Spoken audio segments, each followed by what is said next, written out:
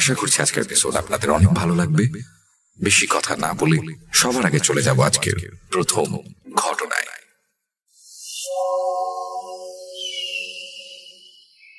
আসসালামু আলাইকুম রাসেল ভাই, আসসালামু আলাইকুম লিসেনার্স, আশা করি সবাই ভালো আছেন। প্রিয় লিসেনার্স, এবারে যে ঘটনাটি আপনাদের সাথে শেয়ার করব, এই ঘটনাটি আমাদেরকে যিনি পাঠিয়েছেন উনিও একজন রেমিটেন্স যোদ্ধা ভাই, আর ওনার নাম মিঠু মাঝি। উনি ইটালির ভেনিস শহরে থাকেন, আর ওনার দেশের বাড়ি শরীয়তপুর জেলার নড়িয়া উপজেলার ঢালিপাড়াতে। ওনার পাঠানো বেশ কিছু ঘটনা ইতোমধ্যেই আমরা প্রচার করেছি। উনি যে ঘটনাটি পাঠিয়েছেন এই ঘটনাটি কিন্তু উনি দেশে এসে সংগ্রহ করেছেন। উনি বর্তমানে ছুটিতে দেশেই আছেন। দেশে আসার পর ওনার মামা জুম্মন খলিফা, যার কাছ থেকে বেশ কয়েকটি ঘটনা শেয়ার করে আমাদেরকে দিয়েছিলেন, তো সেই জুম্মন খলিফার সাথে উনি বেড়াতে বেরিয়েছেন। তো ওনাদের নড়িয়া পৌরসভার মধ্যে একটা জায়গা রয়েছে যেখানে বেশ বড় একটা মাছের প্রজেক্ট রয়েছে। তো ওই প্রজেক্টের ওখানে বেড়াতে গিয়েছেন। যাওয়ার সময় চিপস, কেক, তারপর কিছু কোল্ড ড্রিঙ্কস এগুলো নিয়ে গিয়েছেন। তো ওখানে বসে বসে গল্প করছেন, খাচ্ছেন। তখন ওই প্রজেক্টের একজন লোক, যিনি এটা পাহারা দেন আর কি, তিনি চলে আসছেন। এসে বলতেছেন যে ভাই, এখানে বসা যাবে না, চলে যান। কেন বসা যাবে না, এইটা যখন ওনারা প্রশ্ন জিজ্ঞেস করেছেন, তখন সেই লোক বলছেন যে ভাই, কিছু মনে করেন না, এখানে যারাই বসে বিভিন্ন ধরনের নেশাপানি করে, পরবর্তীতে পুলিশে এসে আমাদেরকে গালিগালাজ করে, সুতরাং আমরা এই সমস্ত ঝামেলা নিতে পারবো না, আপনারা চলে যান। তখন মিঠু মাঝি ভাই ওনাকে বুঝান যে ভাই, আমরা ওই টাইপের লোক না, আসে এমনি বেড়াতে, গল্প গুজব করে চলে যাব, আপনি আমাদের সাথে বসেন, এই যে চিপস আনছি, কেক আনছি, বসে বসে খাওয়া দাওয়া করেন আমাদের সাথে, আপনার সাথে গল্প করি। উনি প্রথমে আসলে একটু ইতস্তত বোধ করছিলেন, তারপরও একটা সময় উনিও বুঝতে পারলেন যে এনারা আসলে ওই টাইপের লোক না। আর জুম্মন খলিফা ভাই, উনি তো আসলে এলাকার লোক হলেও এই যে যিনি পাহারাদার, উনি কিন্তু এই শরীয়তপুরের লোক না। ওনার নাম হচ্ছে আবুল মিয়া, ওনার বাড়ি সাতক্ষীরাতে। উনি মূলত বেশ মাছ চাষ বা মাছের ঘের পাহারা সংক্রান্ত বিষয়ে এক্সপার্ট একজন লোক। যেহেতু সাতক্ষীরা, বাগেরহাট, খুলনা ওদিকে তো অনেক মাছের ঘের রয়েছে, উনি এসব সমস্ত বিষয়ে বেশ অভিজ্ঞতা অর্জন করেছেন। এই জন্য মালিক ওনাকে এখানে নিয়ে এসেছেন। উনি বর্তমানে নিজের স্ত্রী, পরিবার পরিজন নিয়েই থাকেন। মালিক তার জন্য বেশ ভালো করে একটা থাকার বন্দোবস্ত করে দিয়েছেন, যার কারণে উনি এই কাজের সাথে একদম ওতপ্রোতভাবেই জড়িত হয়ে আছেন।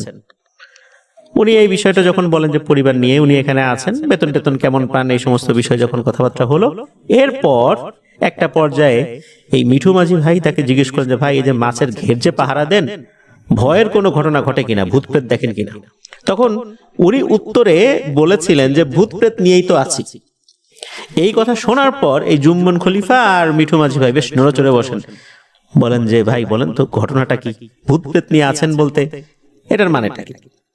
তখন এই আবুল মিয়া কয়েকটি ঘটনা শেয়ার করেন। এখানে যখন উনি এসেছেন, শুরুতে কিন্তু ওনার পরিবার পরিজনকে নিয়ে আসেন নাই। উনি যখন আসেন তখন একটা টং ঘরের মতো তৈরি করে দিয়েছিলেন মালিক। মালিকের বাড়ি কিন্তু ওই প্রজেক্ট থেকে 5 মিনিটের পায়ে হাঁটা পথ, আর প্রজেক্টটা বেশ বড় জায়গা নিয়েই তৈরি করা হয়েছে। প্রজেক্টের পাশে আবার একটা ধানি জমি রয়েছে, বিস্তীর্ণ ধানি জমি।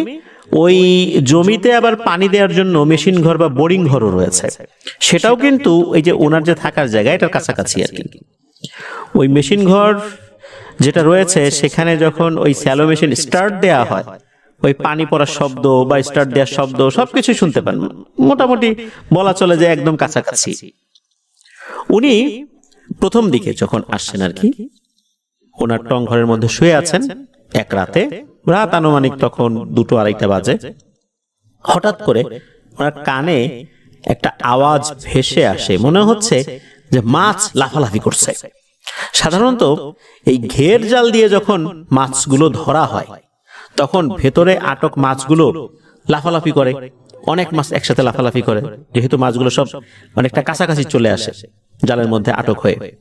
ওনার কাছে মনে হচ্ছিল এরকম শব্দ। উনি চিন্তা করলেন নিশ্চয়ই রাতের বেলা কেউ মাছ চুরি করতে এসেছে। তাড়াতাড়ি বের হতে হবে।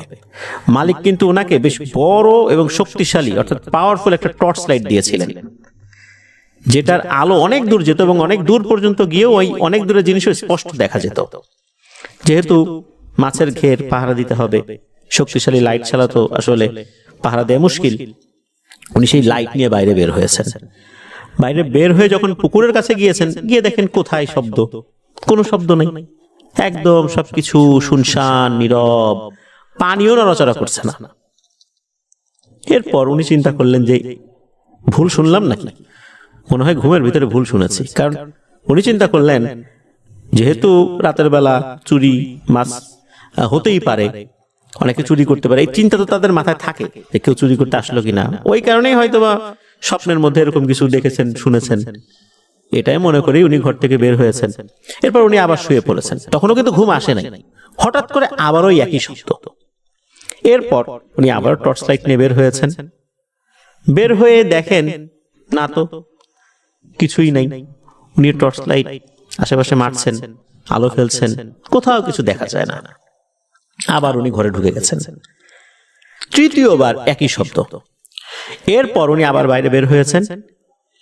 উনি চারদিকে টর্চ লাইট মারছেন, কিন্তু এবারে একটা ব্যতিক্রম ব্যাপার রয়েছে। সেটা হচ্ছে উনি কাউকে দেখছেন না যে কারা এই কাজ করছে, তবে মনে হচ্ছে পুকুরের কিছু কিছু জায়গায় পানি নড়াচড়া করছে।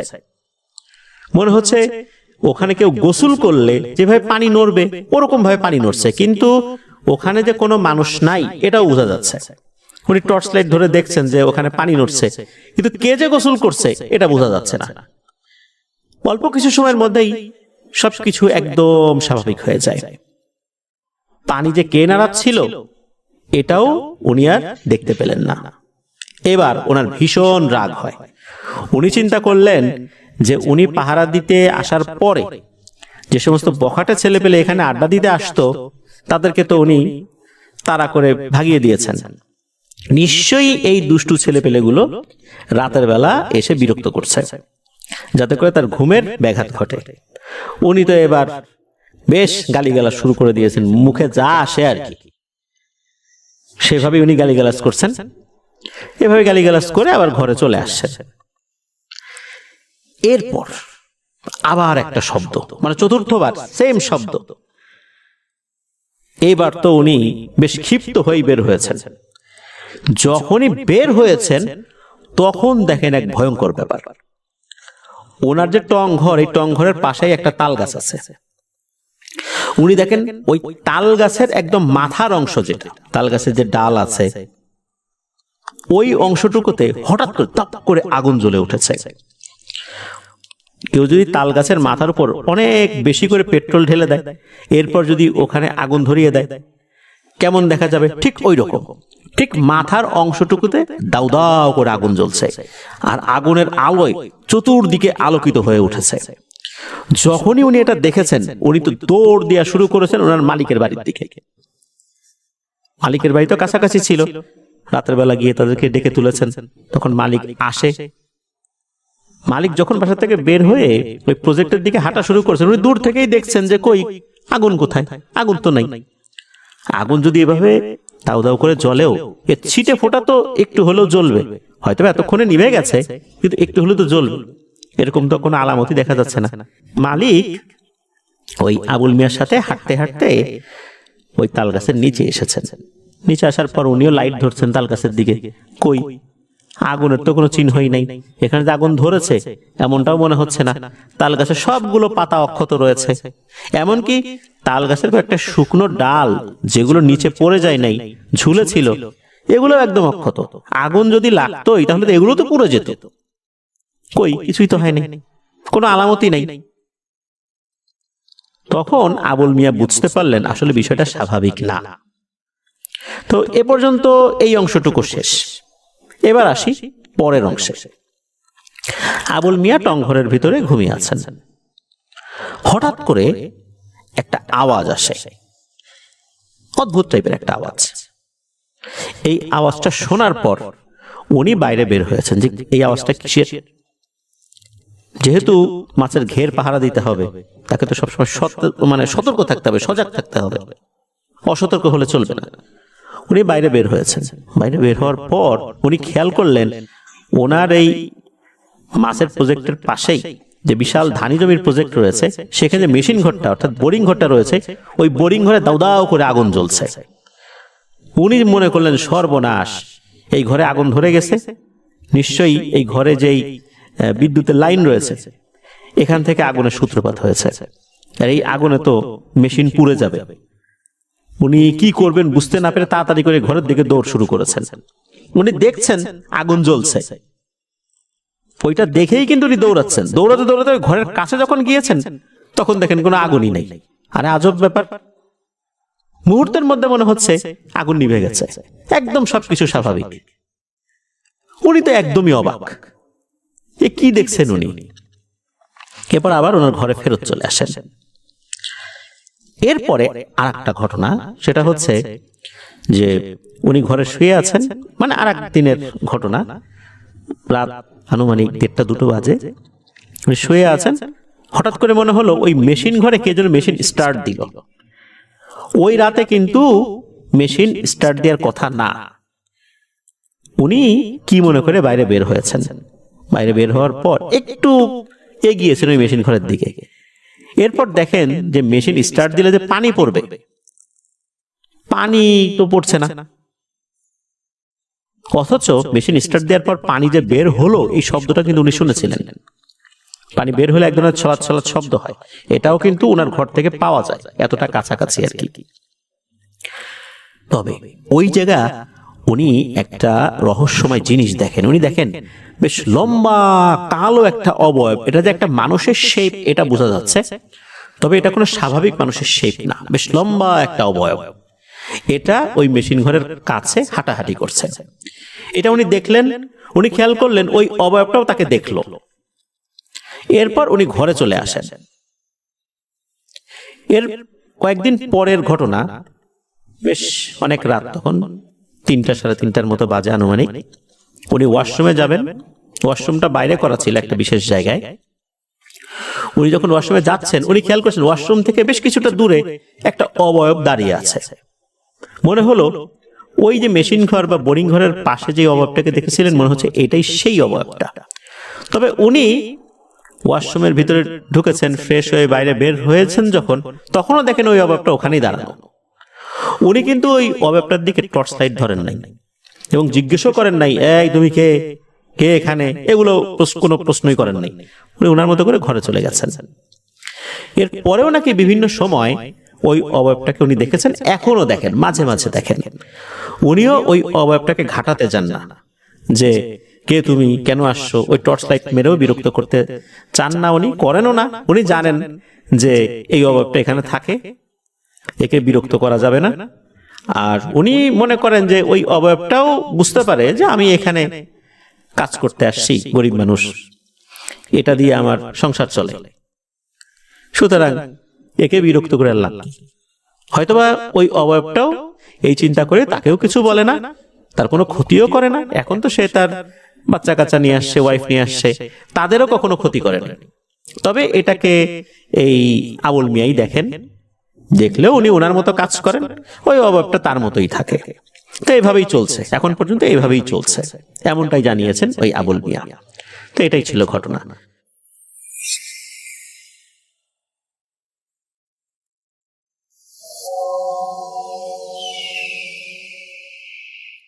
শুরু করছি আমাদের প্রথম ঘটনা।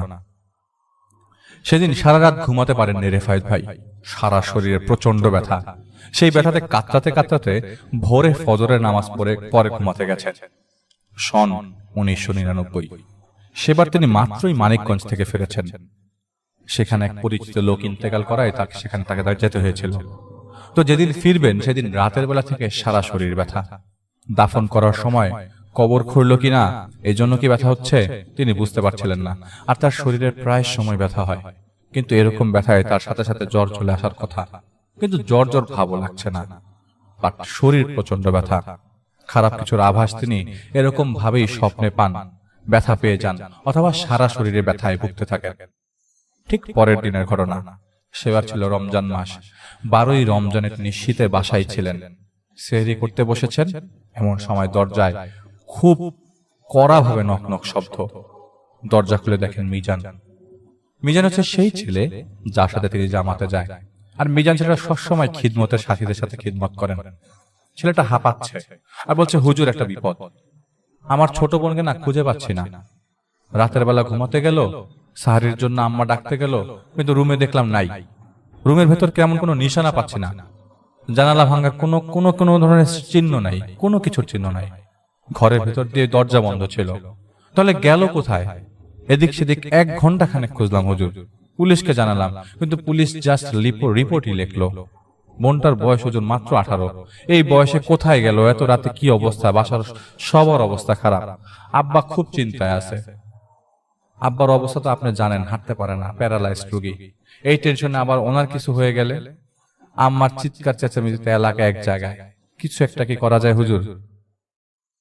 তো মানিকগঞ্জ থেকে রেফায়েত ভাই ফেরার পথে ওস্তাদরা জানিয়ে দিয়েছে বেশ কিছুদিন তারা তার সামনে আসবেন না, কারণ তার শরীরের ব্যথাও আরো বাড়বে তারা আসলে। কারো উপকার করতে চাইলে কোরআন শরীফে আছে, সূরা কালাম জানা আছে, হেল্প করে দিও।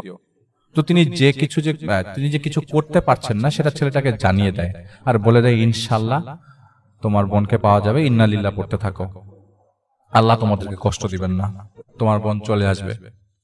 মিজানকে তিনি অত্যাধিক স্নেহ করেন, তাই মিজানের সাথে এক প্রকার ইচ্ছা না থাকা সত্ত্বেও তিনি নিজের শরীরের বিরুদ্ধে যান ওদের বাসায়, ইচ্ছার বিরুদ্ধে। ওদের বাসায় কেউই পর্দা করে না, শুধু মিজানই আল্লাহর রাস্তায় সব সময় দেয়, বাকিরা তেমন একটা গুরুত্ব দেয় না। এমনকি মিজান দাড়ি রাখবে শুনে এই দাড়ি কাটার জন্য বহু জোর জবরদস্তি করা হয়েছিল। যাই হোক, ঘটনায় আসি। এই রেফাত ভাইয়ের ছোট ভাই মিজান একসাথে রেফাত ভাইয়ের ছোট ভাই এবং মিজান একসাথে মিজানদের বাসায় পৌঁছায়। খুব দূরে না, রিক্সাতে 10-15 মিনিট লাগে, একই মহল্লার লোক। তো মিজান সাথে সাথে রেফাত ভাইকে ভেতরে নিয়ে যায়। রেফাত ভাই ওই বাড়িতে ঢোকার সময় মিজানকে বলেন, তোমার বোন দেখতে কেমন? তো মিজান সাথে সাথে বলে, আমি ছবি দিচ্ছি, আপনি দেখেন। তো মিজান খুব কান্না ভাব। মিজান একটা ছবি ড্রয়িং রুমে নিয়ে আসে। ছবিটি রেফাত ভাই হাতে নেন ও দেখেন, আর কিছু বললেন না, কারণ তখন ফজরের আজান হচ্ছে। পানিটা খাওয়া দরকার ছিল, রেফাত ভাই সময় পেলেন না। ফজরের নামাজ মিজানকে সাথে নিয়ে পড়লেন। পড়া শেষে মিজানকে বললেন, আল্লাহ আল্লাহ করো, তোমার বোনের জন্য দোয়া করো, আশা করি সব ঠিক হয়ে যাবে। তো নামাজ শেষে মিজান বাসায় গেল না, ওর বন্ধুদের নিয়ে খুঁজতে বের হয়ে গেল। মিজানের মধ্যে হাইপ দেখে রেফায়েত ভাই আর বাসায় যেতে পারলেন না। এদিকে মিজান বেরিয়ে গেল আর রেফায়েত ভাই মিজানদের বাসায় গেল। রেফায়েত ভাই বাসায় নক করতেই মিজানের ছোট ভাই মামুন গেট খুলে দিল। মামুনকে রেফায়েত ভাই জিজ্ঞেস করলো, তোমার মা আছে? তখন মামুন বলল, আপনি বসেন, আমি ডেকে দিচ্ছি। মামুন ওরা সবাই রেফায়েত ভাইকে চেনে। প্রায় 10 মিনিট পর মিজানের মা এবং মিজানের খালা ড্রয়িং রুমে আসে। তারা জিজ্ঞেস করে, ভাই কি অবস্থা? আর এমনিতেও পার্সোনালি তারা রেফায়েত ভাইকে পছন্দ করতেন না, কারণ মিজান রেফায়েত ভাইয়ের ব্যাপারে অনেক কিছু বলতো বাসায়। রেফায়েত ভাই সেই বাসায় যায় ওই ফজরের নামাজের পর। যেহেতু তারা তাদের মেয়েকে খুঁজে পাচ্ছিল না, তাই তারা সজাগে ছিল।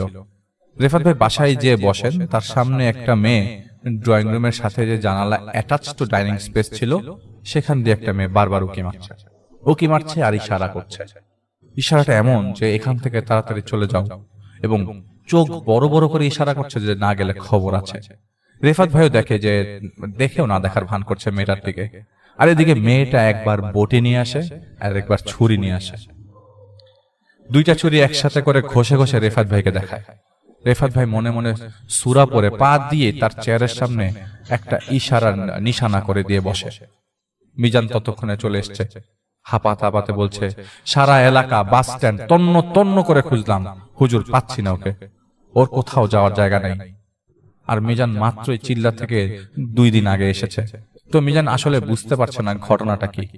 আর রেফাত ভাইয়ের তো মসজিদ থেকে বাসায় যাওয়ার কথা, রেফাত ভাই এখানে কেন? রেফাত ভাই ওনার ওই মিজানের চেহারা দেখেই বুঝতে পারছিল আসলে মিজান কিছু একটা এরকমই বলতে যাচ্ছে। ওদের বাসায় রেফাত ভাইকে দেখে একটু অবাক। তো মিজানের মা আসে, বসে মিজানের মা রেফাত ভাইয়ের সামনে। রেফাত ভাই বলল, এই বাসায় আপনারা কে কে থাকেন? মিজান কথা বলতে গেলে রেফাত ভাই তাকে থামিয়ে দিয়ে বলল, তোমার আম্মু বলুক, তুমি চুপ করে বসে থাকো, মিজানের মা বলতে লাগলো, আমি, মিজানের আব্বা, মার্জিয়া, মিজান এবং মামুন, সাথে আমার বোন এখন এই মুহূর্তে আছে, আর আমার আম্মা থাকে। আম্মার বয়স অনেক। আজ তিনি বলছেন, আচ্ছা ঠিক আছে, এই মুহূর্তে আপনাদের বাসায় কে কে আছে? বললো, আমার আম্মা, মিজান তো আপনার সামনে, মামুন ঘুমাতে গেল, আর মিজানের আব্বা শুয়ে আছে, আমার বোন আছে, আমার আম্মা আছে, সে হাঁটতে পারে না, মিজানের আব্বা হাঁটতে পারে না। আচ্ছা তাহলে আমাকে গত 30 দিনে কি হয়েছে বলবেন কি? তখনই মিজানের মা ভরকে যায়, কেন 30 দিনের কথা আপনাকে জানতে হবে কেন? আপনাকে তো কেউ কিছু উদ্ধার করতে বলেনি। তখনই রেফায়েত ভাই সেখান থেকে উঠে দাঁড়ায়। অপমান না, আসলে কেউ যদি নিজ থেকে না চান তাহলে সেখানে নিজেকে প্রকাশ করার কোনো মানে নাই। রেফায়েত ভাই তৎক্ষণাৎ বলে উঠলো, দেখুন আমি যা দেখছি তা আপনাদের বোঝাতে পারবো না, আর আপনারা যা 30 দিনে দেখেছেন তা আমাকে বুঝাতে পারলেই বরং আপনাদের মেয়েকে খুঁজে পেতে সাহায্য করতে পারবো। আমার সমস্যা না, সমস্যা আপনাদের। ভেতর থেকে রেফায়েত ভাই একটা ডাক খুঁজে পেল, মিজানের আব্বা ডাকছে, মিজান। তো মিজান সেই রুমে যায় এবং ফেরত এসে বলল, হুজুর আব্বা আপনার সাথে দেখা করতে চায়। রেফায়েত ভাই 2-3 কথা চিন্তা করে সেই রুমের দিকে চলে যায়। রুমে ঢোকার আগেই যে প্যাসেজ দিয়ে পার হওয়ার লাগে, সেই প্যাসেজের শেষ মাথায় সেই মেয়েটা দাঁড়িয়ে আছে। মেয়েটার আগে শরীরে যে কাপড় পরা ছিল সেটা রেফায়েত ভাই স্পষ্ট খেয়াল করতে পারছিলেন না, কারণ পুরো শরীর দেখা যাচ্ছিল না। এখন আবার সেটা না, এখন মেয়েটা কাফনের কাপড় দিয়ে শরীর পেঁচানো। সকালের আলোয় একদম স্পষ্ট, কিন্তু সেই জায়গার প্যাসেজটা অন্ধকার। তার সাথে সাথে মামুনও আছে, কিন্তু একটু আগে এই প্যাসেজ দিয়ে মামুনও কিন্তু গেছে, কিন্তু সে খেয়াল করেনি। যাকে প্যাসেজের প্যাচ না খুঁজে মিজানের আব্বার সাথে কথা বলতে চলে যায় রেফাত ভাই। মিজানের আব্বা বলছে, আজ থেকে 20-25 দিন আগের দিন রাতের বেলা সবাই ঘুমাচ্ছিল। মিজান তখন চিল্লায়, মামুন ওর রুমে ঘুমাচ্ছে। চিৎকার শুনে সবাই আটকে ওঠে, চিৎকার এমন যে কেউ মারা গেছে। সবাই উঠে লাইট জ্বালিয়ে মার্জিয়া রুমে যায়, যে দেখে মার্জিয়া ফ্লোরে পড়ে আছে, ফ্যানের মধ্যে রক্ত লেগে আছে, আর ফ্যান থেকে সেই রক্তগুলো টপ টপ করে পড়ছে। মনে হচ্ছে ফ্যানের পাখাটার লাইনটা রক্তের লাইনের সাথে লাগানো এবং সেখান থেকে কোনো লিকেজ আছে, সেটা থেকে রক্ত টপ টপ করে পড়ছে। অথচ মার্জিয়ার শরীরে ছিটে ফোঁটা পর্যন্ত রক্তের দাগ নেই। সেদিন সারা রাত মার্জিয়ার মাথায় পানি ঢালার পর মার্জিয়ার যখন জ্ঞান ফেরে তখন মার্জিয়া কথা বলতে পারছিল না। তৎক্ষণাৎ পাশের বাসার ভাড়াটিয়ার সাহায্য নিয়ে মার্জিয়াকে হাসপাতালে ভর্তি করা হয়। পরের দিন সুস্থ দেখলে ডাক্তাররা মার্জিয়াকে ডিসচার্জ করে দেয়। মার্জিয়া বাসায় এসে বলে সেই রাতের বেলা গল্পের বই পড়ছিল। গল্পের বই পড়ার সময় এক ফাঁকে তার পানি খেতে উঠতে হয়। তিনি উঠে ডাইনিং স্পেস থেকে পানি খেয়ে তার রুমে ঢুকতেই দরজা পেছন থেকে ফট করে লেগে যায়। অথচ সেই দরজা নরমাল 8-10টার মতো দরজা না, যেটা এখনকার মতো দরজা। লাগানোর জন্য সিটকিনি দিতে হতো, ধাক্কা দিতে হতো, আরো কত কিছু, কিন্তু সিটকিনি ছাড়াই দরজাটা আটকে আছে। আর রুমের লাইট জ্বলতে নিভতে শুরু করে। প্রথমে মামুন মামুন বলে ডাকলেও কেউ শুনতে পায় না। আব্বা আম্মা বলে অনেক চিৎকার করছে, কেউ শুনতে পায় না। তিনি দেখেন এই জ্বলা নিভা লাইটের মধ্যে নাকি দেয়াল থেকে একজন মহিলা মানুষ রুমে এসে ঢোকে। সে রুমে ঢোকার সময় নাকি মানুষের একটা মৃতদেহ টেনে হেনে হিচড়ে নিয়ে রুমে প্রবেশ করে, দেয়াল ভেদ করে। সেই মৃতদেহের 2 পায়ে রশি বাঁধে এবং ফ্যানের ওপাশে রশি ছুঁড়ে এই পাশে নিয়ে আসে এবং একরকম করে মৃতদেহটাকে উপরে নিয়ে ঝুলিয়ে তোলে। এরপরে তোলার পর ঝোলানোর পর মৃতদেহের মাথার নিচে পা ফ্যানের সাথে ঝোলানো। মাংসের দোকানে যেভাবে মাংস ঝুলে থাকে সেরকম চিকন রড সেই দেহতে আটকা। আর এসব দেখে সাধারণের মাথা ঠিক থাকার কথা না, মার্জিয়ার মাথা কিভাবে ঠিক থাকে? সে তো চিৎকার দিচ্ছে। সূরা সম্পর্কে তেমন ধারণা নেই বললেই চলে। অল্প কিছু সূরা পারে, কিন্তু সেটাও ওই সময় মনে আসছে না। হঠাৎ এই দৃশ্যে আল্লাহকে স্মরণ করতে থাকে মার্জিয়া এবং চিৎকার করতে থাকে। মার্জিয়া ফিল করতে থাকে প্রথম তিনি আল্লাহর নাম নিচ্ছেন। বর্ণনা দিতে যে কেঁদে দেয় মেয়েটা আমার, এটা মিজানের বাবা বলছে যে লাশটা কষাইখানায় মাংস ঝুলিয়ে রাখা হয়, সেটা ও যখন নিজের মৃতদেহ দেখে তখন আর হুঁশ থাকে না। তখন পর্যন্ত ঠিক ছিল, ওই মৃতদেহটাকে দেখার পর যখন দেখে এই মৃতদেহটা ওর নিজের, তখন আর হুঁশ থাকে না। ও দেখে পেছন থেকে দরজা আপনা আপনি খুলে গেছে, লাইট জ্বলছে, আর সে মাটিতে পড়ে গেল। এরপরে মার্জিয়ার আর কিছু মনে নেই। সেদিনের পর থেকে মেয়েটা তার একদম নামাজের দিকে মনোনিবেশ শুরু করে। নামাজ এমন ভাবে পড়া শুরু করলো যে ও কুরআন বাংলায় পড়া শুরু করে। ওর ঘরে কুরআন রাখা হলো, যে মেয়ের ঘরে কখনো কুরআন, ইভেন আমার বাসায় কখনো কুরআন রাখা ছিল না, শুধু মিজানের ঘরে কুরআন থাকতো। ও ঘুমটা দেওয়া শুরু করলো, কিন্তু এই অভ্যাস ওর ছিল না। ওই ঘটনার কিছুদিন পর আমি স্বপ্নে দেখি মার্জিয়ার বাবা বলে যে আমি স্বপ্নে দেখি এক লোক আমার বাসার নিচে দাঁড়িয়ে, আমি ছাদের উপর মার্জিয়াকে কোলে নিয়ে দাঁড়িয়ে আছি, যেরকমটা সময় মার্জিয়া আমার ছোটবেলায় আমার কোলে ছিল সেরকম ভাবে আমি স্বপ্নে দেখছি আমি দাঁড়িয়ে আছি। নিচে একটা লোক আমার দিকে তাকিয়ে 20-30টা পাথর ছুঁড়ে মারলো আর আমার মেয়েটার মাথাটা ফেটে গেল।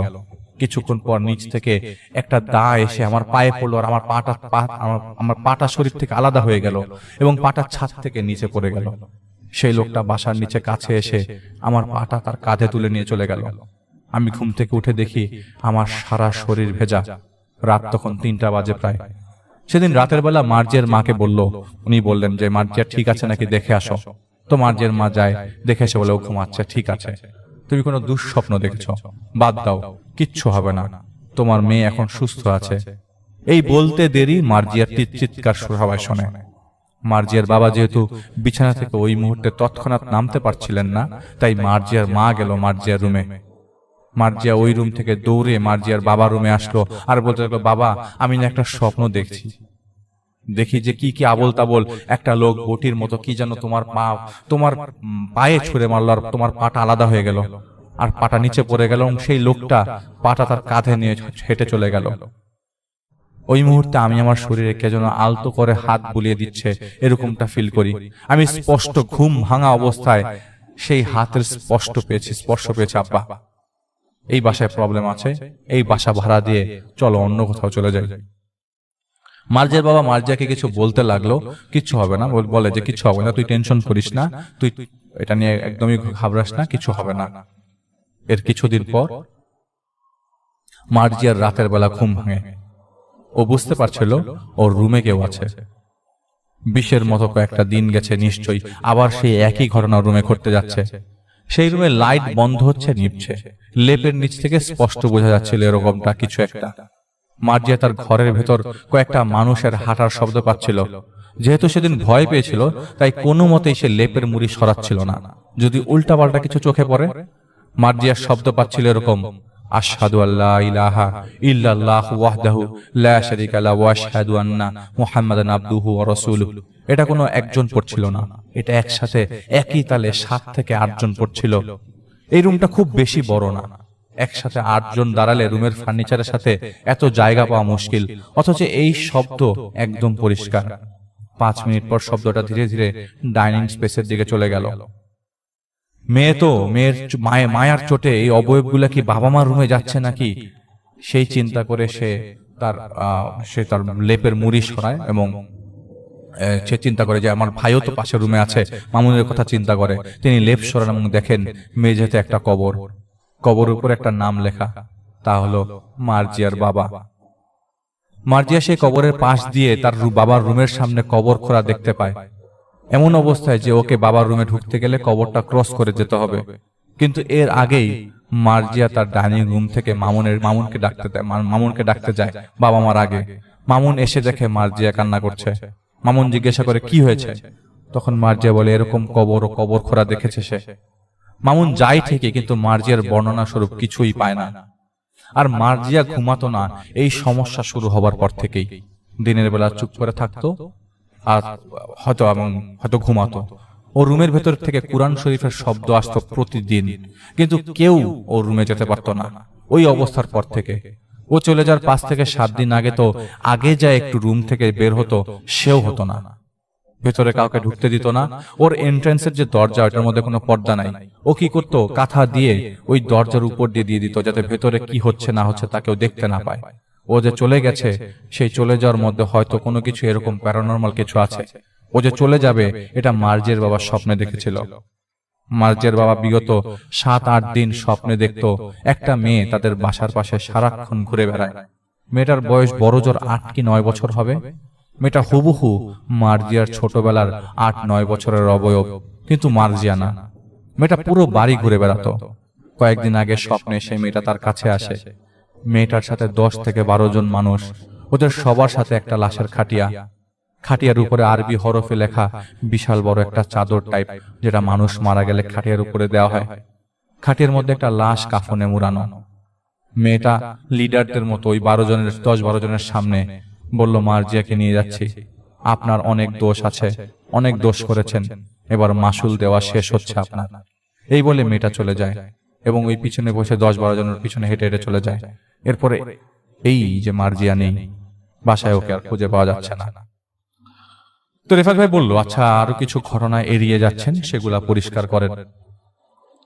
আমি আপনার চোখে, কপালের ভাঁজে ও কথার মধ্যে আরো ফাঁক ফোকর খুঁজে পাচ্ছি, সব বলেন। তিনি দীর্ঘ নিঃশ্বাস দিয়ে প্রায় কেঁদেই ফেলল। তিনি বলেন, দেখেন আমি আসলে দোষী। আমি একদিন কুরআন শরীফকে ছুঁড়ে ফেলেছি।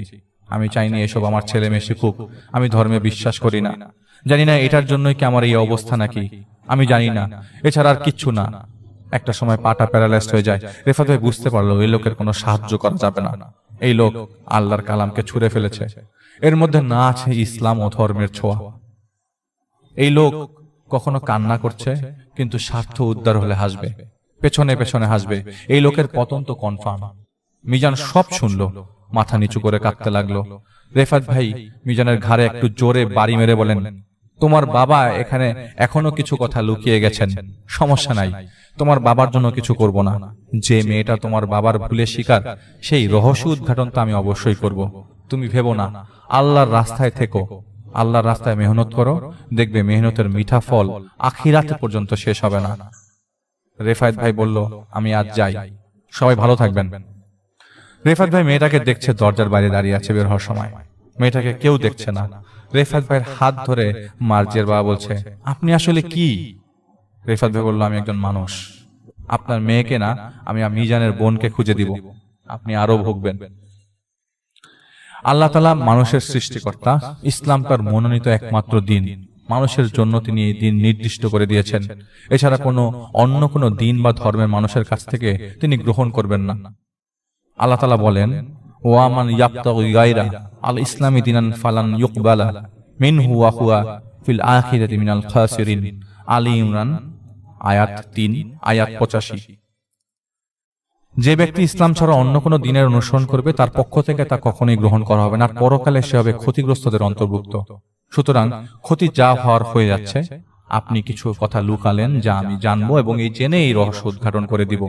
যা করছেন তার জন্য কিছু মাসুম মানুষ ক্ষতিগ্রস্ত হচ্ছে। মামুন ছেলেটা আপনার ছেলে, যার মধ্যে বিন্দুমাত্র ইসলামের লেশ পর্যন্ত নেই। এই ছেলেটা আপনার, এই ছেলে দিনের রাস্তায় চলছে, মিজানের কথা বলছে।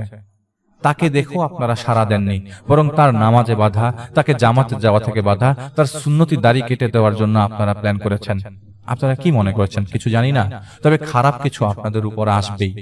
ইসলাম খুব সহজ একটা ধর্ম, আপনারা তো কঠিন করে ফেলেছেন। রেফাত ভাই বের হয়ে যাচ্ছে। তিনি আবারও ছাদের উপর সেই মেয়েটা দেখতে পাচ্ছে। দোতলা ছাদ, ছাদের উপর মেয়েটা ইশারা করছে পেছনের দিকটায়। এখন ওর ইশারা দেখতে যায়, সময় নষ্ট করে লাভ নাই। সকাল হয়ে গেছে, এখন যেতে হবে। রেফাত ভাই সারাদিন ওস্তাদদের ডাকলো। তারা দূরে থাকার কারণে তাদের কাছে একজন ওস্তাদ আসতে পারলো। সে আস্তে আস্তে রাত 2টা। ঘটনা কি জানতে চাওয়ার আগে তাদের নাম ও ঠিকানা দেওয়া হলো। ওস্তাদ বলল যে সে করে প্রবলেম। তুমি কথা বলার সময় ওর বাবার সাথে কথা বলেছো, ওর মার সাথে বলনি। ওদের পুরা বাসা কি ঘুরেছ? তখন রেফাত ভাই বলল, না। তুমি কি মিজানকে কথা বলতে দেখেছো ওর মার সাথে? রেফাত বলল, না। শোনো, ঘাপলাটা এখানেই, ঝামেলার মূলটা এই জায়গা থেকেই শুরু। এই বাড়িতে আসলে 3-4 জন ভালো জিন ছিল অনেক আগেই, বাড়ি হওয়া থেকে। এই বাড়িটাতে যে 3-4 জন জিন ছিল, সব ভালো জিন ছিল। এই জিনগুলো পরহেজগার জিন ছিল। এই জিনগুলোকে বিতাড়িত করেছে মিজানের মা। তুমি কি ওদের বাড়ির প্যাসেজটা সর্বশেষ রুমে গিয়েছিলে?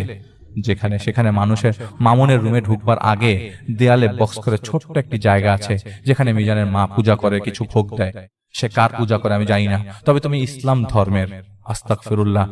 তিনি চান না কেউ ইসলাম ধর্ম মেনে চলুক। আর এদিকে মিজানের বাবা লোভে বিয়ে করেছেন ওনাকে, কারণ পৈতৃক সম্পত্তি হতে মার্জিয়ার মা এই বাড়ি পেয়েছে। আর মার্জিয়ার মা চাইনি মিজানের বাবা ইসলাম ধর্ম কন্টিনিউ করুক। সে আদলে সে অনেকবার চেষ্টা করেছে তাকে বদলাবার জন্য, যার ফলে তিনি তাকে জাদুর মাধ্যমে ধর্ম থেকে দূরে নিয়ে এসেছিল। এদিকে তার ওই কুরআন শরীফ কর্মকাণ্ডের পরে তিনি প্যারালাইজড হয়ে যান এবং তার বাম পার এই অবস্থা হয়। এবং এই যে ভালো জিনরা এখান থেকে যাওয়ার আগেই তার এই অবস্থা করে দেয়। তার পায়ের ভেতর রড ঢুকিয়ে দিয়েছিল তারা, পায়ের নার্ভ কেটে দিয়েছিল তারা, কিন্তু সবাই জানে প্যারালাইজড, কেউ বুঝবে না। এদিকে মার্জিয়া সব জেনে হঠাৎ ইসলামের দিকে ঝুঁকে পড়ে। ভয়ে কুরআন লুকিয়ে লুকিয়ে পড়া শুরু করে। যখন তিনি এই খারাপ দিক জেনে যায়, তখন সে বাসা থেকে পালিয়ে যায়। তাকে বাসা থেকে পালিয়ে যাবার পেছনে কাজ করেছে সেই পরহেজগার জিনগুলো। মিজান অনেক চেষ্টা চালিয়েছে কিন্তু কখনো কাউকে কিছু বলেনি। তার মা যাদের পূজা করত তাদের একাংশ ওই পরহেজগার জিনদের সাথে বিবাদে জড়িয়ে পড়ে এবং তার মায়ের খারাপ জিনদের সাথে সেই পরহেজগার জিনের শিকার হয়ে যেতে পারে মার্জিয়া। সম্ভাবনা অনেক প্রখর, আর যদি হয়ে যায় তুমি আর ওকে পাবে না। চেষ্টা চালাতে পারো। এক কাজ করো, যেটা দেখতে পাচ্ছি ওদের বাড়ির পেছনে একটু চেক করে দেখো। এর থেকে আর কিছু বলতে পারছি না। রেফাত ভাই সেই রাতেই মিজানকে খবর দিয়ে ওদের বাড়ির পেছনে একটা খাদের মতো আছে যেখানে মাছ চাষ করে পাশের বাড়ির লোকজন। কচুরি পানা দিয়ে ঘেরা পুরা জায়গাটা। নিচে অনেক খোঁজাখুঁজি করার পর একদম দূর দেয়ালের কর্নারে মার্জিয়াকে অচেতন অবস্থায় কচুরি পানার নিচে পাওয়া যায়। হাসপাতালে নেওয়ার পর সাথে সাথে মার্জিয়াকে রেফার করা হয় সরকারি একটি হাসপাতালে। সেখানে 2 দিন মার্জিয়াকে রাখা হয় এবং আরেকটি হাসপাতালে ট্রান্সফার করা হয়। সেখানে জানা যায় মার্জিয়ার ব্রেনে সিভিয়ার হেমোরেজের সাইন পাওয়া গেছে। প্রায় 10 দিন হাসপাতালে থাকার পর মার্জিয়া ইন্তেকাল করে। অনেক ক্ষেত্রে অনেক কিছু করে পারা যায় না, কিছু জিনিস বের করা সহজ হয়ে যায় না।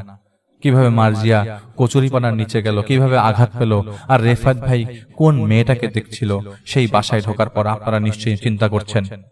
রেফাত ভাই মার্জিয়াকে দেখতে পাচ্ছিল। রেফাত ভাই জানতো মার্জিয়াকে এদের এরা ক্ষতি করে ফেলতে পারে। কিছু প্রশ্নের উত্তর দেওয়া সম্ভব না, রেফাত ভাইও চায় না উত্তর দিতে।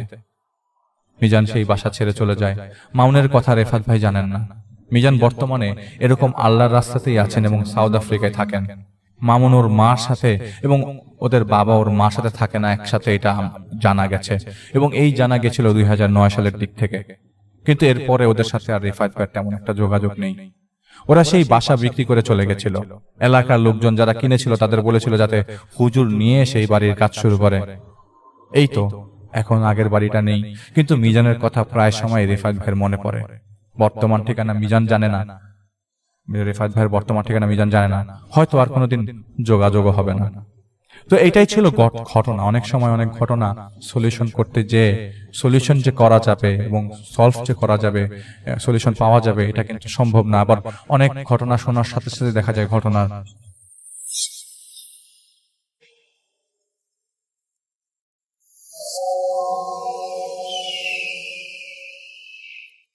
আসসালামু আলাইকুম শফিক ভাইয়া। ওয়ালাইকুম আসসালাম। কেমন আছেন? আশা করি মহান আল্লাহর রহমতে অনেক ভালো আছেন। আমি প্রথম যে ঘটনাটি পাঠিয়েছিলাম সেটা আপনি পড়ে শুনিয়েছেন, এটার জন্য ধন্যবাদ। এই অনুপ্রেরণার কারণে আমি আমার মায়ের সাথে ঘটা একটা সত্য ঘটনা পাঠাতে ইচ্ছা পোষণ করছি। আমার নানার 11 জন সন্তান, আমার মা তাদের মধ্যে তৃতীয়। আমার মা অনেক সাহসী ছিলেন ছোটবেলা থেকে। মায়ের যখন বিয়ে হয় তারপর থেকেই ঘটনাটা ঘটে। বিয়ের পরের দিন নতুন বউ দেখতে সবাই ভিড় করে। আমি আমার মায়ের ভাষায় বলছি, নতুন বউ হওয়ার কারণে আমাকে টুকটাক কাজ করতে হচ্ছে। ওই দিন রাতে আমি আমার শাশুড়ির সাথে নিতাইয়ের বাড়ি থেকে পানি আনতে যাচ্ছি। ভাইয়া বলে রাখা ভালো, এই ঘটনাটা ঘটে 1967 সালে। তো আমার আম্মু যখন পানি নিয়ে ফিরে আসতে যাবে তখন আমার দাদি পরে আসবে বলে আর আমার মাকে একা যেতে বলে। আমার মা একা ফেরার কথা শুনে ভয় পেলেও নতুন বউ বলে লজ্জায় আর কোনো কিছু করতে পারেনি। তো আমার মা যখন টিপ টিপ পা ফেলে বাড়ির দিকে অগ্রসর হচ্ছেন, ঠিক তখনই সে লক্ষ্য করে যে পুকুরের পাড়ে নতুন একটা সাদা শাড়ি পরে কে যেন গোসল করছে। আমার মা কিছুটা অবাক হলো, কারণ এত রাতে কে গোসল করবে। আবার ভাবলো হয়তো কেউ সারাদিন কাজ করেছে তাই রাতে গোসল করছে। আমার মা তার কোমরের পানির কলস মাটিতে রেখে দেখতে থাকলো যে আসলে কে গোসল করে। আমার মায়ের মাথায় কাজ করে নাই যে সে নতুন বউ, বিয়ের গন্ধ নাকি 40 দিন থাকে। যাই হোক, আমার মা এক নজরে তাকিয়ে গোসল করা দেখছে। হঠাৎ করে আমার মা দেখছে যে ওই মহিলাটি আস্তে ধীরে পুকুরের ঠিক মাঝখানে হেঁটে যাচ্ছে। সেখানে একটা মানুষের পক্ষে হেঁটে যাওয়া গোসল করা সম্ভব নয়, কারণ পুকুরটা অনেক গভীর ছিল। তো সেই মহিলা কাপড় নাড়তে নাড়তে গোসল করছে। একসময় আমার মা সাহস করে তাকে ডাক দিল, যে এভাবে বলল, ওখানে কে গোসল করছেন? আপনার ঘর কোনটা? আপনি কোন বাড়ির বউ? দেখেন, আপনি আর ওদিকে যাবেন না, ওদিকে অনেক পানি, আপনি তো ডুবে যাবেন। আসেন, এই দিকটাতে আসেন। আমার মায়ের এই কথা শুনে সেই মহিলাটি তার মাথা মায়ের দিকে ঘুরিয়ে বিকট শব্দে একটা হাসি দিল। তখন আমার মা দেখল মহিলাটির হাসির সাথে তার মুখ থেকে আগুনের গোলা দেখা যাচ্ছে। তার চোখ দুটো লাল আর তার মুখটা কালো হয়ে কুঁচকে গেছে কিছুটা। এই দিকে আমার মা অনেক চিৎকার করে ওঠে। মায়ের কণ্ঠ শুনে আমার দাদি আসে এবং মাকে বলে যে, কি হয়েছে, তুমি কি দেখছো? আমার মা বলে যে, না তেমন কিছু না, চলেন আমরা বাসায় চলেন। আমার মায়ের ওই রাতে আর ঘুম হয় না। পরের দিন রাতে আমার দাদি আর আমার মা রান্না করছেন। তো এমন সময় বাঁশঝোপ থেকে একটা কেমন যেন শব্দ ভেসে আসলো। এটা শুধু আমার মা শুনতে পাচ্ছে, আমার দাদি শুনতে পাচ্ছেন না। আমার মা বাঁশঝোপের দিকে তাকিয়ে যা দেখলো তা আমার কল্পনাও করেনি আমার মা। সে দেখে যে ওই মহিলা এক পা বাঁশের উপরে, অন্য পা আম গাছের উপরে রেখে আমার মাকে ডাকছে আর বলছে, ও নতুন বউ, কি রান্না করছো? আসো, আমি আর তুমি ওই পুকুরে কি গোসল করে আসি, এসে তোমার রান্না খাবো। আমার মা ভয়ে চিৎকার করে আমার দাদিকে ডাক দিল। আমার দাদির সাথে সাথে এসে আমার মাকে বলে, বৌমা কি হলো, তোমার কি হয়েছে? আম্মা বলে যে, আম্মা ওই দেখেন, ওই মহিলা বাঁশঝাড়ের উপর দিয়ে আমাকে ডাকতেছে। দাদি দেখে যে ওখানে কোনো কিছু নেই। আমার মায়ের শরীরে অনেক জ্বর আসলো এরপরে, এবং আবল তাবল বলা শুরু করে। শুধু বলে যে আমাকে নিয়ে গেল। আমার দাদি অনেক ভয় পেয়ে যায় এতে। দাদি আমার আব্বুকে খবর দিলে আব্বু এসে এই অবস্থা দেখে একজন হুজুরকে নিয়ে আসেন। হুজুর দেখে বললেন যে নতুন বউকে রাতে পুকুর পাড়ে নিয়ে যাওয়াটা উচিত হয়নি, ওখানে একটা খারাপ জিন থাকে, সেই নতুন বউকে আসর করেছে। এই বলে পানি পড়া দিলেন হুজুর। আম্মু এর পরে কিছুটা সুস্থ হন। এখনো আমার আম্মুর সাথে প্রায় মাঝে মাঝে এমন ঘটনা ঘটে। আমার মায়ের জন্য দোয়া করবেন। ভাইয়া, এই ছিল ঘটনা।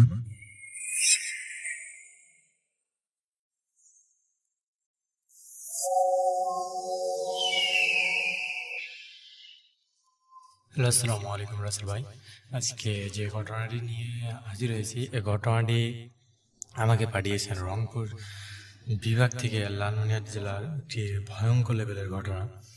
তো এই ঘটনাটি আমাকে শেয়ার করেন লিটন ভাই, তাই না? তিনার বাসা লালমনিরহাট জেলায় এবং তিনার গ্রামের বাড়ি দুরাকুটি ইউনিয়নে। তো তিনি যে ঘটনাটি শেয়ার করেন, এই ঘটনাটি প্রায় আজ থেকে 25 বছর আগের একটি ভয়ঙ্কর লেভেলের ঘটনা।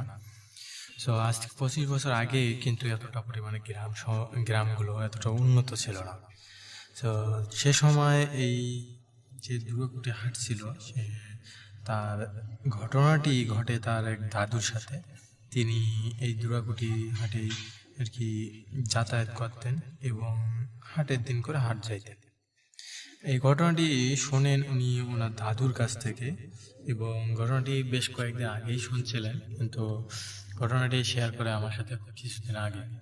তো আমি চাচ্ছিলাম যে এই ঘটনাটি সিলেক্টেড হওয়ার পর আপনাদের সাথে শেয়ার করার জন্য। তো আমি জানি না আসল ভাই ঘটনাটি আপনাদের কীরকম লাগবে, কারণ আমি জানি এই ঘটনাটি একটি ভয়ঙ্কর লেভেলের ঘটনা এবং গ্রামের একটি সর্বোচ্চ ভালো ঘটনা। তো আমি বেশি কথা না বলে সরাসরি ঘটনায় চলে যাচ্ছি রাসেল ভাই। তো ঘটনার সময়কাল আজ থেকে 25 বছর আগে, প্রায় 2001 সাল। সেই সময় ওনার দাদু, এতটা গাড়ি ঘোড়াও ছিল না, ওনার দাদু একদিন হাটে আসে, মানে হাটে খরচ করার জন্য দুরাকুটি হাট আসছিল। সেই দুরাকুটি হাট থেকে ওনাদের বাসাটা প্রায় হেঁটে যেতে 20 সময় লাগে। তো উনি হাটে এসে কিছুক্ষণ তাদের বন্ধুদের সাথে উনি আড্ডা দেওয়ার পর রাত প্রায় 10টা, 10:30 বেজে গেছে। তো উনি এবার ভাবতেছিল যে একটু পর বাড়ি যাব। এইভাবে ভাবতে ভাবতে ওনার সময়টা বেজে গেছে, 10:30 পেরিয়ে গেছে আর কি। তো সেই সময় যখন 10:30 পেরিয়ে গেছে, তাদের সবাইকে বলে যে থাক, আজকে আমরা চলে যাই সবাই, পরে কালকে দেখা হবে আবার বাজার। যে কথা বলে তিনি আর কি চলে আসে ওখান থেকে। তো চলে আসার জন্য ওই রাসেল ভাই যেটা বলে, রাসেল ভাই এই লিটন ভাই যেটা আমাকে বলে যে ওনার দাদু সেই দিন হাটে, দুর্গাপুরে হাটে নাকি একটা বড় হাইসাও নিছে, হাইসাও আর একটা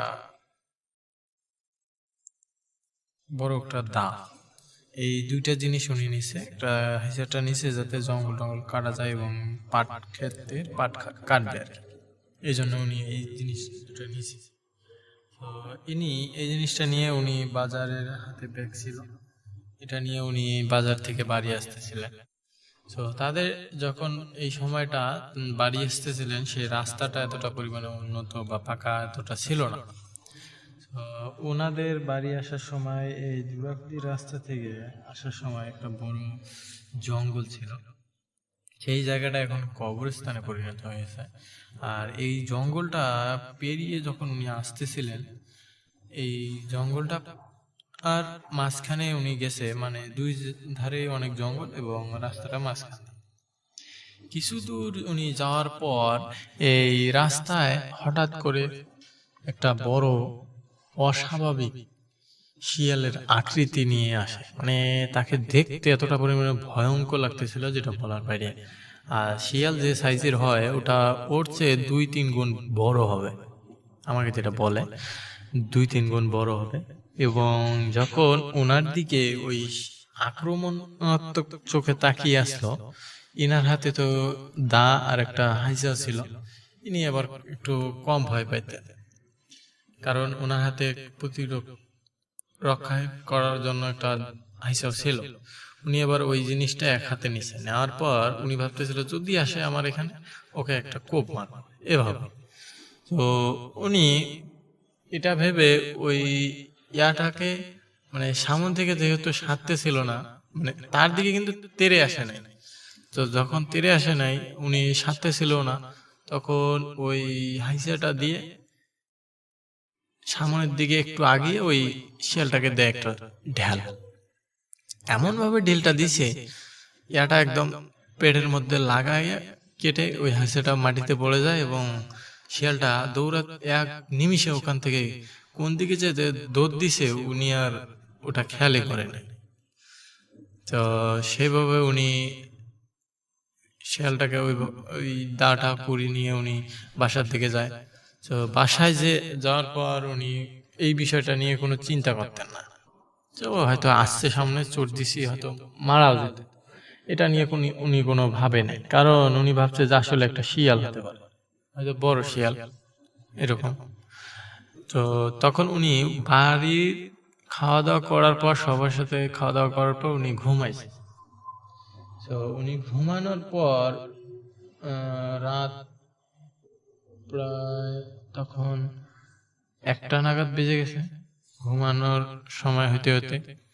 তো সে সময় উনি বাসায় হঠাৎ করে এই ঘুমন্ত অবস্থায়, মানে রাত তখন এই ঘুমন্ত অবস্থায় ঘুমাইছে যখন, তখন 1টার দিকে আর কি ঘুমাইছে উনি, ঠিক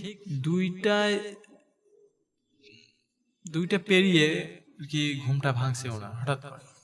এর মধ্যে একটা উনি স্বপ্ন দেখে এই ঘুমটা ভাঙে, যে একটা ভয়ঙ্কর লেভেলের সাদা কাপড় পরিধান লোক এসে ওনার সামনে দাঁড়িয়েছে এবং এই লোকটা হাতে একটা বড় কুড়াল নিয়ে আসছে, মানে লিটন ভাইয়ের দাদুকে উনি কোপ দেবে। কেন কোপ দেবে এই বিষয়টাও উনি আর কি বলে যে ওর সন্তানকে নাকি ইনি কোপ দিছে। তো ইনি তো কাউকে কোপ দেয়নি, ইনি শুধু একটা শিয়ালকে এরকম করে কোপ দিছে। তো এই বিষয়টা ওনার যখন মনে পড়ছে, তখনই হঠাৎ করে তার স্বপ্নটা ভেঙে যায়। এই বিষয়টা দেখার পর ওনার গা ঘামা শুরু করে, ওখানে শুয়ে থাকা অবস্থায় গা ঘামতে ঘামতে এতটা পরিমাণে মানে উনি ভয়ে অবস্থা খারাপ। সেদিন ওনার আর কোনোভাবে ঘুম ধরে না। লাস্ট সময় সকালের দিকে 7টার দিকে একটু ঘুম ধরছে, আর এতক্ষণ উনি টেনশনে বাঁচতেছিল না, কি হলো আবার, এটা কি করলাম, এগুলো নিয়ে উনি ভাবতেছে। তো পরের দিন উনি যখন বাজার যায়, যাওয়ার পর এই বিষয়গুলো তাদের বন্ধুদের সাথে শেয়ার করার পর তারা বলে যে এটা কোনো ব্যাপার না, এটা হয়তো কোনো এমনিতেই মনের ভুল বা এরকম কিছু হতে পারে। তো সেদিন যখন উনি ওই বাজার থেকে আস্তে আস্তে প্রায় 9:30 বেজে গেছে, ওই রাস্তা দিয়ে কিন্তু সচরাচর মানুষ খুবই কম যাতায়াত করে। তারা আড্ডা দেওয়ার পর উনি বাসার দিকে রওনা দিছে। তো বাসার দিকে যখন রওনা দিছে তখন 9:30 বাজে। তো উনি বাজার থেকে রওনা দিতে দিতে ওই রাস্তা পর্যন্ত যেতে যেতে প্রায় 8:30 কাছাকাছি এরকম বাজে। সে সময় হঠাৎ করে এই যে সাদা কাপড় পরিধান লোকটা যে কালকে রাত্রে উনি স্বপ্নে দেখছে, সেই লোকটাকেই উনি নাকি ওই জায়গায় খাড়া হয়ে আছে, মানে যে জায়গায় ওর সন্তানটাকে ওইভাবে যে ঢিল মারছিল সেই জায়গায়, এবং ওর হাতে কিছু ছিল না।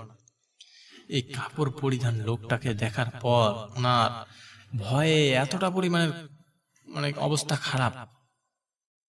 আজকে তো ওনার হাতে আবার কিছুই ছিল না, শুধু একটা হাতে লাইট। এই লাইটটা যখনই ওই অবয়বটার দিকে তাক মারছে, ওইখানেই ফিনিশ, মানে ওখানে নাই আর। লাইটটা অফ করে আবার দেখা যায়।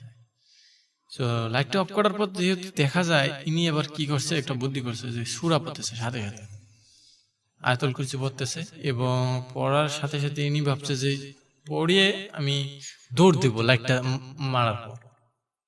এই লাইটটা তাক করে উনি সূরা পড়তে পড়তে একটা দৌড় দেয়। দৌড়াতে দৌড়াতে উনি বাসার দিকে যাইতে যাইতে একটা পর্যায়ে বাসা নাই যাইতে উনি তাদের একটা বাগান বাড়ির রাস্তা ছিল, সেই রাস্তায় ওখানে যে অচেতন মানে অজ্ঞান হয়ে যায়। সেই অজ্ঞান হওয়া অবস্থায় তাকে বাড়ি সেদিন ওই সকাল পর্যন্ত উনি ওইখানে পড়েছিলেন, কেউ আর কি দেখেনি। একজন ইমাম সাহেব তাদের গ্রামে, ইনি নামাজ পড়াতে যাওয়ার সময় দেখতে পায় যে উনি ওইখানে অচেতন হিসেবে পড়ে আছে। তাদের বাসার সবাই কিন্তু টেনশন করতো যে ইনি আবার কই গেল, আবার কার বাসায় গেল, খোঁজাখুঁজি করছে কিন্তু পায় না। ইমাম সাহেব যখন দেখে যে ওইখানে পড়ে আছে, তাকে ঘাড়ে করে নিয়ে যে মসজিদে শোয়ায় রাখে। কয়েকজন নামাজ পড়তে আসার পর তাদেরকে বলে যে ইনি কে, উনি তো ভালোভাবে চিনতেন না। পরবর্তীতে ওনার জ্ঞান ফেরার পর উনি যেটা বলে যে আমি বাজার থেকে আসার সময় এরকম এরকম বিষয়টা হয়েছে। পরে ইমাম সাহেব এই বিষয়টা নিয়ে কিছু 2-1 দিন ঘাটাঘাটি করার পর উনি যেটা বুঝতে পারে, উনি এবার একটু কবিরাজি করতেন। তো উনি বলে যে এটি একটি ভয়ঙ্কর লেভেলের জিন, আপনি এই জিনের একটা সঙ্গীকে এরকম করে আঘাত করার কারণে আপনার সাথে এরকম হচ্ছে। তো ও হয়তো আর এর পরবর্তীতে করবে না কিছু, আমি কিছু আমল দিচ্ছি, এগুলো করেন, আর এর পরবর্তীতে কাউকে আঘাত না করাটাই ভালো হবে আপনার জন্য। তো এরকম করে বলে। আর এটাই ছিল লিটন ভাই দাদুর সাথে একটি ভয়ঙ্কর লেভেলের ঘটনা। এর পরবর্তীতে তাদের সাথে আর কোনো ঘটনা ঘটে নাই রাসেল ভাই। তো আমি আশা করি এই ঘটনাটি আপনাদের ভালো লেগেছে। তো আজকের মতো এখানে বিদায় নিচ্ছি। আল্লাহ হাফেজ, আসসালামু আলাইকুম।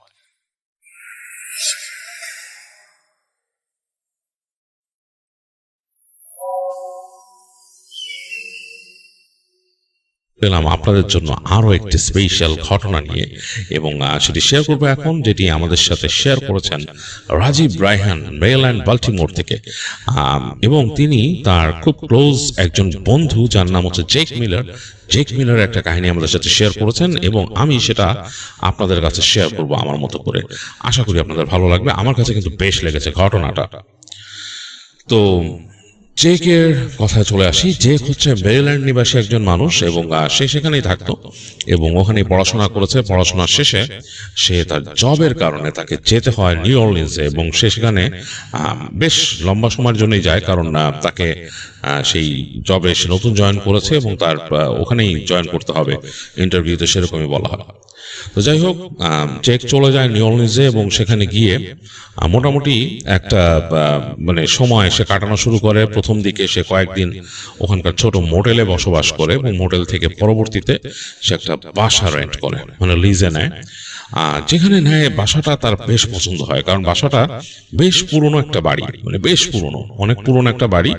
বাসার আশেপাশে নেইবারহুড ডেন্সিটি অনেক কম, মানে এক একটা বাসার দূরত্ব বেশ বেশি, মানে আশেপাশে যে বাড়িগুলো আছে প্রত্যেকটা বাড়ি অর্গানাইজড ভাবেই করা, কিন্তু দূরত্ব অনেক বেশি। আর বাসার মানে পেছনে একটা বড় সুইমিং পুল আছে, বেশ বড় একটা সুইমিং পুল, এবং সুইমিং পুলটা বোঝা যায় যে সেই পুরনো বাড়ির সাথেই তৈরি করা হয়েছিল, এবং মানে খুব সুন্দর করে মানে স্লোপ করে তৈরি করা, আর পাথরের বাধাই, মানে বোঝা যাচ্ছে যে পাশের যে বাধাইগুলো টাইলস না, পাথরের বাধাই করা পাড়টা, আর খুব সুন্দর, মানে অসাধারণ লাগছে তার কাছে যে এত বড় একটা সুইমিং পুল বাসার পেছনে। তবে এটাকে মেনটেন করে রাখতে হবে বোঝা যায়, কারণ যারা এটা লিজের জন্য করছে তারা মেনটেন করে রাখছে এত বড় বাসা, এত বড় সুইমিং পুল, এবং ভাড়াও মোটামুটি যে খুব বেশি তা না, মোটামুটি একটা অ্যাফোর্ডেবল রেঞ্জের মধ্যে এটা ভাড়া ছিল। তো যাই হোক, যে এগুলো ব্যাপার খুব পছন্দ করে, বিশেষ করে এই যে বাসাটা যে একটু দূরত্বে সব বাসাগুলো, এটা তার খুব ভালো লাগে, কারণ সে ক্লামজিনেসটা খুব একটা তার পছন্দ না, মানে আশেপাশে সবসময় চাইতো একটু খোলামেলায় জায়গা থাকতে। আর নিউ অরলিন্সের এই জিনিসটা তার খুব পছন্দ হয়েছে যে এইটা অনেকটা মানে আর কি নাতিশীতোষ্ণ অঞ্চল, মানে সাবট্রপিক্যাল ওয়েদার, গরমও না ঠান্ডাও না, মানে এমন একটা সুন্দর ওয়েদার যেখানে সে থাকতে চাইতো সবসময়। তো যে মনে মনে ঠিক করে যে আমি পারলে এখানেই শিফট করে ফেলবো এই এলাকায়, মানে দেখি আগে কেমন অবস্থা। যাই হোক, বাসা ভাড়া নেওয়ার পর যে তার মতো প্রয়োজনীয় শপিং গুলা করে, যা যা দরকার বাসায়, তো সেগুলো সে নিয়ে আসে বাসায়, বা এখানে লোড করায় মানুষ দিয়ে, তো সেটেল হয়ে যায় বাসায়। তো প্রথম দিন সন্ধ্যা জেকের বাসায়, ওই দিন সে আর অফিসে যায় নাই, সে অফিস থেকে ছুটি নিয়েছিল, যেহেতু মানে সে বলছিল যে সে মানে হি হ্যাজ টু মুভ। তো বাসায় সে সবকিছু রেডি করে সন্ধ্যার পরে যে কাজ করছে, হাঁটছে, হেঁটে হেঁটে ওটা করছে, বাসা গোছানো প্রায় কমপ্লিট, কারণ যারা জিনিস নিয়ে আসছিল সে একটা এজেন্সিকে ভাড়া করছিল যারা এসে দিয়ে যাবে জিনিসপত্র, ইউহল ট্রাকে করে এনে, তো ওরা এসে সেট আপ করে দিছে জেককে, কিন্তু তারপরও টুকিটাকি সেট আপ তো নিজের করতে হয়। তো সেগুলা করে সে হাঁটতেছে, সে মানে দেখতেছে বাসার অবস্থা কি, টুকিটাকি জিনিস বোঝাচ্ছে। তারপর চিন্তা করলো যে যাই কিচেনে যাই, কফি বানাই। তো তার ওখানে কফি সেট আপ টেট আপ কিনছিল, তো ওগুলো মোটামুটি আরো ভালোভাবে সেট করে সে কফি বানায়। তো কফি মাগ নিয়ে জেক চলে আসে বারান্দায়, বারান্দায় এসে বসে সে তাকায় আছে পুলের দিকে, কফিতে একটা করে সিপ নিচ্ছে আর তাকায় দেখতেছে যে পুলটা টলটল করতেছে, আর সন্ধ্যা হয়ে গেছে, আকাশে চাঁদ উঠছে, মানে আলো মিলায় গেছে, চাঁদটা উঠছে ঠিক বাসার সামনের দিক থেকে। তো চাঁদের আলো এসে পড়ছে একেবারে পুলের মধ্যে, মানে একটা অন্যরকম সৌন্দর্য তার কাছে, মানে বেশ বেশ লাগলো দেখে যে চাঁদের আলোটা পানিতে পড়ে টলটল টলটল করতেছে। এবং সুইমিং পুলটা নিচে অনেক দেখা যাচ্ছে, অনেক পুলের নিচে সাদা কালার করা থাকে, অনেকে নীল কালার করে রাখে, মানে ডিফারেন্ট টাইপ অফ একটা কালার গ্লো করে। এটা হচ্ছে কি যে পাথরের যে বাধাই করা পাটটা, সেটার একটা কালার আসতেছে, তো তার কাছে একটু অন্যরকম লাগতেছে দেখে, ক্লাসিক, মানে অনেকটা ইউরোপিয়ান একটা ফ্লেভার তার কাছে লাগতেছে। যাই হোক, যে এগুলো খুব বেশ পছন্দ করতো, তো যে কফি খাচ্ছে আর তাকায় আছে আর দেখতেছে। তার মাথায় এখন নাই, অনেকে আছে টিভি ওরিয়েন্টেড পিপল, দেখ সন্ধ্যার পর টেলিভিশন দেখে, সেই সময় মানে এটা স্টোরি হচ্ছে 2000 সালের দিকে। তো সেই সময় এখন যেমন মানুষ ইন্টারনেটে বেশি ব্যস্ত থাকে, তখনকার সময় কেবল টিভিতে ব্যস্ত থাকতো বেশি মানুষ, দেখাতো এইচবিও দেখতেছে, পেপার ভিউ দেখতেছে, এগুলা। বাট অ্যাকচুয়ালি যে এগুলাতে খুব একটা আগ্রহ ছিল না, সে তার নিজের টাউনে থাকতেও সন্ধ্যার পর কফি শপে চলে যেত, যে কফি খেতো, বন্ধুদের সাথে দেখা করতো, ইত্যাদি ইত্যাদি। তো এখানে তার সময় কাটানোর জন্য কিন্তু এখনো কোনো বন্ধু হয় নাই, তো এইটা তার কাছে একটা ব্যাপার। সে জাস্ট দিনের বেলা বন্ধু কয়েকজনকে ফোন করছে, কথা বলছে, এরকম এরকম আর কি, বাট তার এখানে বন্ধু হয় নাই এরকম সময় কাটানোর মতো। তো প্রকৃতিটাকে খুব এনজয় করতেছে, সে তাকায় দেখতেছে যে সেই পুলের পানিতে চাঁদের আলো পড়ে টলমল করতেছে, পুলের পানি খুব মানে অন্যরকম লাগতেছে। যে চিন্তা করতেছে যে আমি নামবো নাকি পুলে, সারাদিন তো এগুলাতেই গেল, বাসা গোছানোতে, ওই যারা জিনিসপত্র আনছে ওদের সাথে টুকিটাকি দৌড়াদৌড়ি করছে এসে। তো চিন্তা করতে করতে চিন্তা করলো, না আর একটু পরে, মানে আর একটু রাত হোক, আমি মানে নামবো, পুলে নামবো, why not try the pool. কারণ এটা তাকে বলা হয়েছে বাসা থেকে যে তোমাকে পুল মেনটেন্যান্সের দায়িত্ব কিন্তু তোমাকেই মেনটেন করতে হবে। এটার জন্য তাকে সব নাম্বার ইত্যাদি ইত্যাদি দিয়ে রাখছে। সো তারা বলছে যে মোর অফেন তারা এই কাজটা করে, পুল মেনটেন্যান্স করে, মানে ক্লিন আপ ইত্যাদি ইত্যাদি, মানে মোটামুটি এভরি কাপল অফ উইকস যদি তুমি এটাকে র্যান্ডমলি ইউজ করো, তোমাকে এটা করতে হবে। আবার ওখানে রিসাইকেলেবল আছে, ওখানে যে পানিটাকে রিসাইকেল করার সিস্টেম আছে। তো যাই হোক, এই জিনিসগুলা মানে মোটামুটি ওকেই মেনটেন করতে হবে আর কি। তো ও চিন্তা করতেছে যে সন্ধ্যার পর নামবো, যেহেতু আমি এটা এফোর্ড করতেছি, আমাকে এটার জন্য পে করতে হবে, তো সুতরাং আমি পুলে নামবো সন্ধ্যার পরে। তো কফি টফি খেয়ে যায়, ঘরের মধ্যে কাজকর্ম করে তারপর সে আসে। তো যখন পুলে নামার চিন্তা করে আসছে সে, এবার সে একটা সুইমিং কস্টিউম পরে আসছে, পাশে টাওয়াল রাখছে, রেখে সে চিন্তা করলো পুলে নামবে। তো একটু অস্বস্তি লাগতেছিল জেকের কাছে। অস্বস্তি লাগার কারণ হচ্ছে যে সারা বাড়িতে কিন্তু সে একা, এবং সারা বাড়িতে একা কেউ নাই। তো সে একটু অস্বস্তি ফিল করতেছিল, যেটাই যে পুলে নেমে যদি কোনো দুর্ঘটনা ঘটে, তার ফার্স্ট টাইম নামতেছে এবং এটা ডেপথ কেমন কি জান না, আর যে খুব ভালো যে সাঁতারু তাও না, মানে সাঁতার কাটে, সুইমিং পুল খুব এনজয় করে সে, সুযোগ পেলেই কোথাও সুইমিং পুল যদি পেত সে নেমে যেত। এখন দেখা যেত যে সেই যেখানে থাকতো জায়গাটা ঠান্ডা প্রধান অঞ্চল, মূলত খুব একটা সুযোগ হতো না, ইনডোর পুল ছাড়া খুব একটা সুযোগ হতো না পুলে নামার। তো এখানে যেহেতু খুব সুন্দর ওয়েদার, তো একটু ভয় পাচ্ছে যে যদি সমস্যা হয়। তাই এগুলা চিন্তা করতে করতে সে চিন্তা করলো অসুবিধা নাই, তার যে সেলফোন ছিল সেটাকে পাশে রাখে, এক পাশে রেখে সে আস্তে করে ওই পুলের সিঁড়ি বেয়ে নামা শুরু করে। তো নেমে যায় পুলে, দেখে যে না, হাইট মোটামুটি ভালো এবং স্লোপটা আস্তে আস্তে গেছে, সো হি ক্যান সুইম। তো কিছুক্ষণ পরেই জেকের কাছে খুব ভালো লাগা শুরু করে। একই সাথে মানে আকাশে চাঁদ উঠছে, চাঁদের আলো পড়ছে, এবং তার ঘর থেকে হালকা আলো এসে পড়তেছে পুলের পাড়ে, কিন্তু পুলটা মোটামুটি চাঁদের আলোতে, ন্যাচারাল লাইটেই আলোকিত হয়ে আছে। আরো কিছু লাইট ছিল এই পাশে দিলে সেগুলো জ্বলে উঠতো পুলের এই পাশে, তো ওগুলা সে জ্বালে নাই। তো সে সাঁতার কেটে যাচ্ছে, একবার সাঁতার কেটে পুলের একেবারে শেষ মাথা চলে গেছে। ওইখানে সে দেখতেছে যে ওইটার হাইট হবে 9 ফিটের মতো, 9 ফিটের মতো গভীর ওখানে। তো এটাই মানে ওর তার জন্য স্ট্যান্ডার্ড, জেকের জন্য স্ট্যান্ডার্ড, কারণ জেক ইজ অ্যারাউন্ড লাইক 6 ফিটের কাছে তার মানে তার হাইট। তো সুতরাং তার জন্য 9 ফিট ইজ ভেরি গুড সাঁতার কাটার জন্য। তো জেক সাঁতার কেটে পুলের পাড়ে যে দেখতেছে মানে এটা বাধাইগুলা কিরকম, এই সেই, আবার সাঁতার কেটে ফেরত আসতেছে তার ইসের দিকে। তো এরকম 2-3 রাউন্ড মারলো, মেরে সে দিয়ে তার সেই সিঁড়ির কাছে, যে সেখানে সে হাফ করলো আর কি, সে ওখানে তার করলো, বসলো, মানে পানির মধ্যে রিল্যাক্স করতেছে, শুয়ে চিন্তা করতেছে কি অবস্থা। তো অনেকক্ষণ সে ওখানে বসে আছে, দেখতেছে আশেপাশে প্রকৃতি, এনজয় করতেছে, আসলে আর তো কিছু করার নাই। কিছুক্ষণ চিন্তা করে সে বললো আচ্ছা লাস্ট একবার আমি সুইমে ক্রস করি, তারপরে আমি চলে আসবো, উঠে যাব পুল থেকে। তো এইবার সে সাঁতরায় গেল। সাঁতরায় গিয়ে সে মোটামুটি মাঝামাঝি আসে, তখন চিন্তা করলো যে আমি একটা আন্ডার ওয়াটার ডাইভ দিই, মানে পানির নিচে ডুব সাঁতার দিই একটা, এটা চিন্তা করে সে মাথা নিচে করে পানির নিচে ডুব দিল। তো সে যখন ডুব দিছে তার কাছে তখন হঠাৎ করে মনে হলো যে সে পানিতে ডুব দেওয়ার সাথে সাথে মনে হলো আশপাশে আলো অনেকটা কমে গেছে। আলো অনেকটা কমে যাওয়া, এটা মনে হওয়ার কারণ সে বুঝতে পারছে না, কারণ সে তো ন্যাচারাল আলো পাচ্ছে উপর থেকে, আকাশে চাঁদের আলো। তার কাছে হঠাৎ করে মনে হলো যে এমনি লাইট, আশেপাশের যে অ্যাম্বিয়েন্ট লাইট ছিল, মানে বাসা থেকে যে আলোগুলো পড়তেছিল, মনে হলো হঠাৎ আলোগুলো কমে গেল। সো সে পানির নিচে বসেই চিন্তা করতে কি, কয়েকবার সে স্ট্রোক করেই সে যখন মাথা উঠাতে যে সে হঠাৎ খেয়াল করলো পুলের পাশে এক জায়গায় একটা মাথা, মনে হচ্ছে একটা শরীর আর কি, এরকম মানুষের শরীরের মতো তাকায় আছে, মানে অ্যাজ ইফ কেউ যদি পুলের পাশে বসে এরকম করে উকি দেয় পুলের ভিতরে, কাইন্ড অফ লাইক দ্যাট।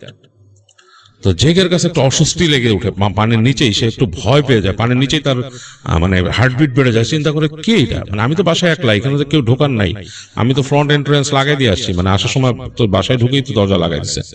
তো একটু হার্টবিট বেড়ে যায়, সে দ্রুত উপর দিকে উঠে, কিন্তু যেই জায়গায় সে বসা দেখছে ওই জায়গা দিয়ে সে উঠে না, সে সামনে যে মাথা উঠায় দেখে, মানে ফুস করে যখন সে ভেসে উঠছে তাকায় দেখে যে তার বাসাটা, এন্টায়ার বাসার অন্ধকার হয়ে আছে, আলো বন্ধ, তার সামনে যে লাইট গুলা ছিল তার বেরান্দাতে সেগুলো বন্ধ, আর সে যেই জায়গায় মানুষের মতো একটা অবয়ব দেখছে বসা, ওইদিকে তাকালে দেখলো কেউ নাই, পুরো জায়গাটা মানে ফাঁকা, চারিপাশে চোখ বুলালো দেখলো কেউ নাই, কিন্তু বাসাটা একেবারেই অন্ধকার, পুরা মানে ডার্ক হয়ে আছে বাসা।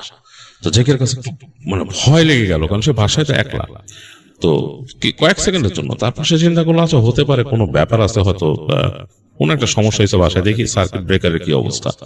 তো সে দ্রুত সাঁতার কেটে চলে আসলো একদম পাড়ে, এসে উঠে গেল, উঠে তার সেলফোনটা নিল, সেটা জায়গা মতো রাখছে যেখানে রাখছিল, টাওয়াল নিয়ে সে শরীর মুছতে গেল, গিয়ে সে চেক করতেছে যে এখানে তার যে সার্কিট ব্রেকার গুলো কোথায়। দেখলো যে কিচেনের পিছনে একটা অংশ, সেখানে ওখানে তার ওই রাখা, মানে তার লন্ড্রি ম্যাটেরিয়াল রাখা, যে তার ওয়াশিং মেশিন এন্ড ড্রায়ার, তার ওইখানে বোর্ডটা।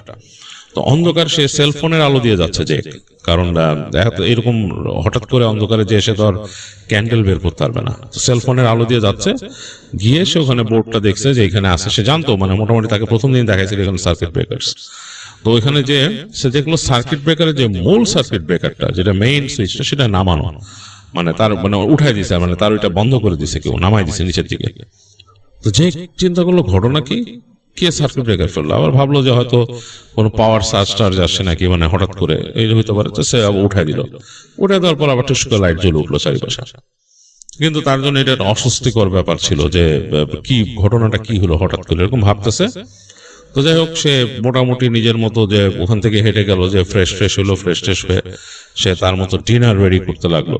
তো এইরকম একটা বিজি ডেতে সাধারণত সে চিন্তা করছিল যে সে একটা পিৎজা অর্ডার করে নিবে বা সামথিং লাইক দ্যাট, বাট দেখলো যে এখন যে সেই সুইমিং পুলে যে সাঁতার টাতার কেটে এখন মোটামুটি বেশ রাত আছে, এবং তার একটা আইডিয়া আছে যে সে যে এলাকাটা উঠছে আশেপাশে যেখানে সে এখন আছে আর কি, যে এলাকাটা এটার আশেপাশে সে তার যতটুকু খেয়াল পড়ে যে সে কোনো পিৎজা স্টোর দেখে নাই, মানে কোনো পিৎজা স্টোর বা কোনো রেস্টুরেন্ট, বড় রেস্টুরেন্ট দেখে নাই।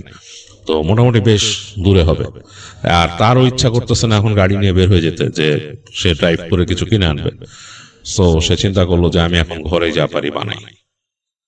তো যাই হোক, সে গেল তার মতো যে সে তার ডিনার রেডি করলো, এই স্যান্ডউইচ বানায় আর কি, হালকা পাতলা এগুলো করে সে এসে খাওয়া দাওয়া করলো। খাওয়া দাওয়া করে সে শুতে চলে গেল, কারণ তাকে সকাল অফিসে যেতে হবে জেককে। তো ঘুমাইছে জেক বিছানায়, বেশ ভালোই লাগতেছে, কারণ সাঁতার কাটছে রাতে, মানে পরিশ্রম হয়েছে একটা, তারপর শরীরটা ঠান্ডা হয়ে গেছে। আর সাবট্রপিক্যাল ওয়েদারে সবচেয়ে ভালো জিনিস হচ্ছে রাতের বেলা একটু মানে হিউমিড থাকলেও মানে একটু কুল ডাউন হয়ে যায় চারিপাশ, মানে নট নেসেসারিলি যে মানে বেশ গরম থাকে তা না, মানে ট্রপিক্যাল ওয়েদারের মতো না। সাবট্রপিক্যাল হচ্ছে আর একটু ঠান্ডা, হিউমিডিটি থাকলেও আর একটু ঠান্ডা। তো বেশ ভালো লাগতেছে, গোসল করে আসছে যেহেতু ভালো লাগতেছে। তো যে শুয়ে আছে, তার চোখ প্রায় লেগে আসছে, মানে ঘুমায় যাবে এরকম একটা অবস্থা, মানে চোখ একবার ঘুম চলে আসতেছে, মানে কিছুক্ষণের জন্য সেন্স চলে যাচ্ছে ঘুমের, রাজ্যে আবার ফিরে আসতেছে এরকম একটা অবস্থা। হঠাৎ জেকের মনে হলো যে তার ঘরের আশপাশ দিয়ে কেউ একজন হাঁটতেছে। মানে মানুষ যদি হাঁটে সেটা হচ্ছে যে তার কেউ যদি তাদের ঘরগুলো, যেটা বললাম যে ঘরের রুমের এই পাশ দিয়ে পুরো পিছনে ঘেরা বেরান্দা ছিল, বেরান্দার পাশে কিন্তু সেই পুল, আর সামনের অংশে কিন্তু জানালা আছে, সামনে এন্ট্রেন্স, হ্যাঁ সেটা আরেক রকম। তো জেকের রুমটা পড়ছে একেবারে মাঝামাঝি, তো তার রুমের পেছন দিকে একটা ছোট্ট করিডোর আছে।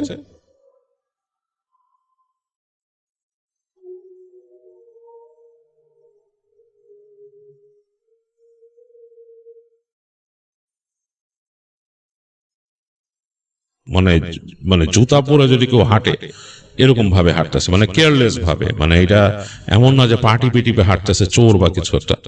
তো জেকের কাছে চিন্তা হলো যে কি ব্যাপার, আমার ঘরের মধ্যে কে ঢুকছে, মানে মূল যে বাউন্ডারির ভিতরে ঢুকে আমার এদিক দিয়ে কে ঢুকতেছে। তো জেক একটু অস্বস্তিতে পড়ে গেল। তো ইউজুয়ালি এরকম সময় মানুষ ভয় পায়, জেকও ভয় পেয়েছে। তো জেক চিন্তা করতেছে যে এই জায়গায় তো তার কাছে কোনো এমনও না যে ফায়ার আর্মস আছে বা কিছু আছে, কোনো প্রোটেকশন যদি প্রয়োজন হয় কেমনে। আর এই বাসায় সে কোনো অ্যালার্ম কোম্পানির সাথে এখনো কল দেয় নেই অ্যালার্ম সেট করার জন্য। তো সে মোটামুটি মানে খুব একটু ভয় পেয়ে গেল যে চোর ডাকাত কিছু কিনা বাসার আশেপাশে। তো এই চিন্তা করতে করতে যে কয়বার সে হাঁটার শব্দ পাইছে, সে আর মানে আসলে ঠিক করতে পারলো না যে মানে শুয়ে থাকতে পারতেছে না ওইভাবে।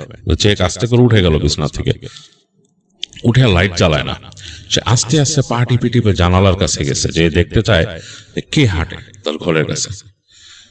সে অনেকক্ষণ আস্তে করে তার ওখান থেকে ব্লাইন্ডের একটা ছোট্ট অংশ, জানালায় কোনো ছিল না, কার্টেন ছিল না, ব্লাইন্ড দেওয়া আর কি, তো ব্লাইন্ডের একটা অংশ ছোট্ট করে সে এরকম করে সরায় সে তাকায় আছে। এবং সেই ব্লাইন্ডটা হচ্ছে তার, ওইটা হচ্ছে হরাইজন্টাল ব্লাইন্ড, ভার্টিক্যাল না। তো মানে একটুখানি সরায় সে বাইরের দিকে তাকায় আছে দেখার জন্য যে কি ঘটনা, কি এখানে কে এখান থেকে যাচ্ছে। তো দেখলো যে না, কোনো শব্দ আসতেছে না। এখন অনেকক্ষণ জেক, এখন তার বিরক্তি লেগে গেছে অন্ধকারের মধ্যে এতক্ষণ দাঁড়ায় থাকতে থাকতে। তো জেক আস্তে করে সে ব্লাইন্ডটা ছাড়লো। ব্লাইন্ডটা ছাড়ার সাথে সাথেই মনে হলো যে তার সামনে দিয়ে হঠাৎ করে, মানে তার জানলার সামনে দিয়ে খটখট করে কে যাচ্ছে। সাথে সাথে আবার সে ব্লাইন্ডে তাকালো। তাকাতে তাকাতে মনে হচ্ছে যে ওই পায়ের শব্দটা সামনের রুমের দিকে চলে গেছে। এবার যে কিউরিয়াসিটি অনেক বেড়ে গেছে, সে আস্তে করে তার মোবাইল ফোনটা নিল, নিয়ে আস্তে করে তার বেডরুমের দরজা খুলে সে বেরিয়েছে। বের হয়ে সে সামনের দিকে গেল। এখন কিন্তু ডাইনিং স্পেস, তারপরেই তার সামনে গেলে হচ্ছে যে তার এই সেই ভেরান্দার পাশে হচ্ছে তার লিভিং রুমটা আর কি, এবং লিভিং রুমের সাথে কিন্তু বেরোলে সামনে পুলের অংশটা।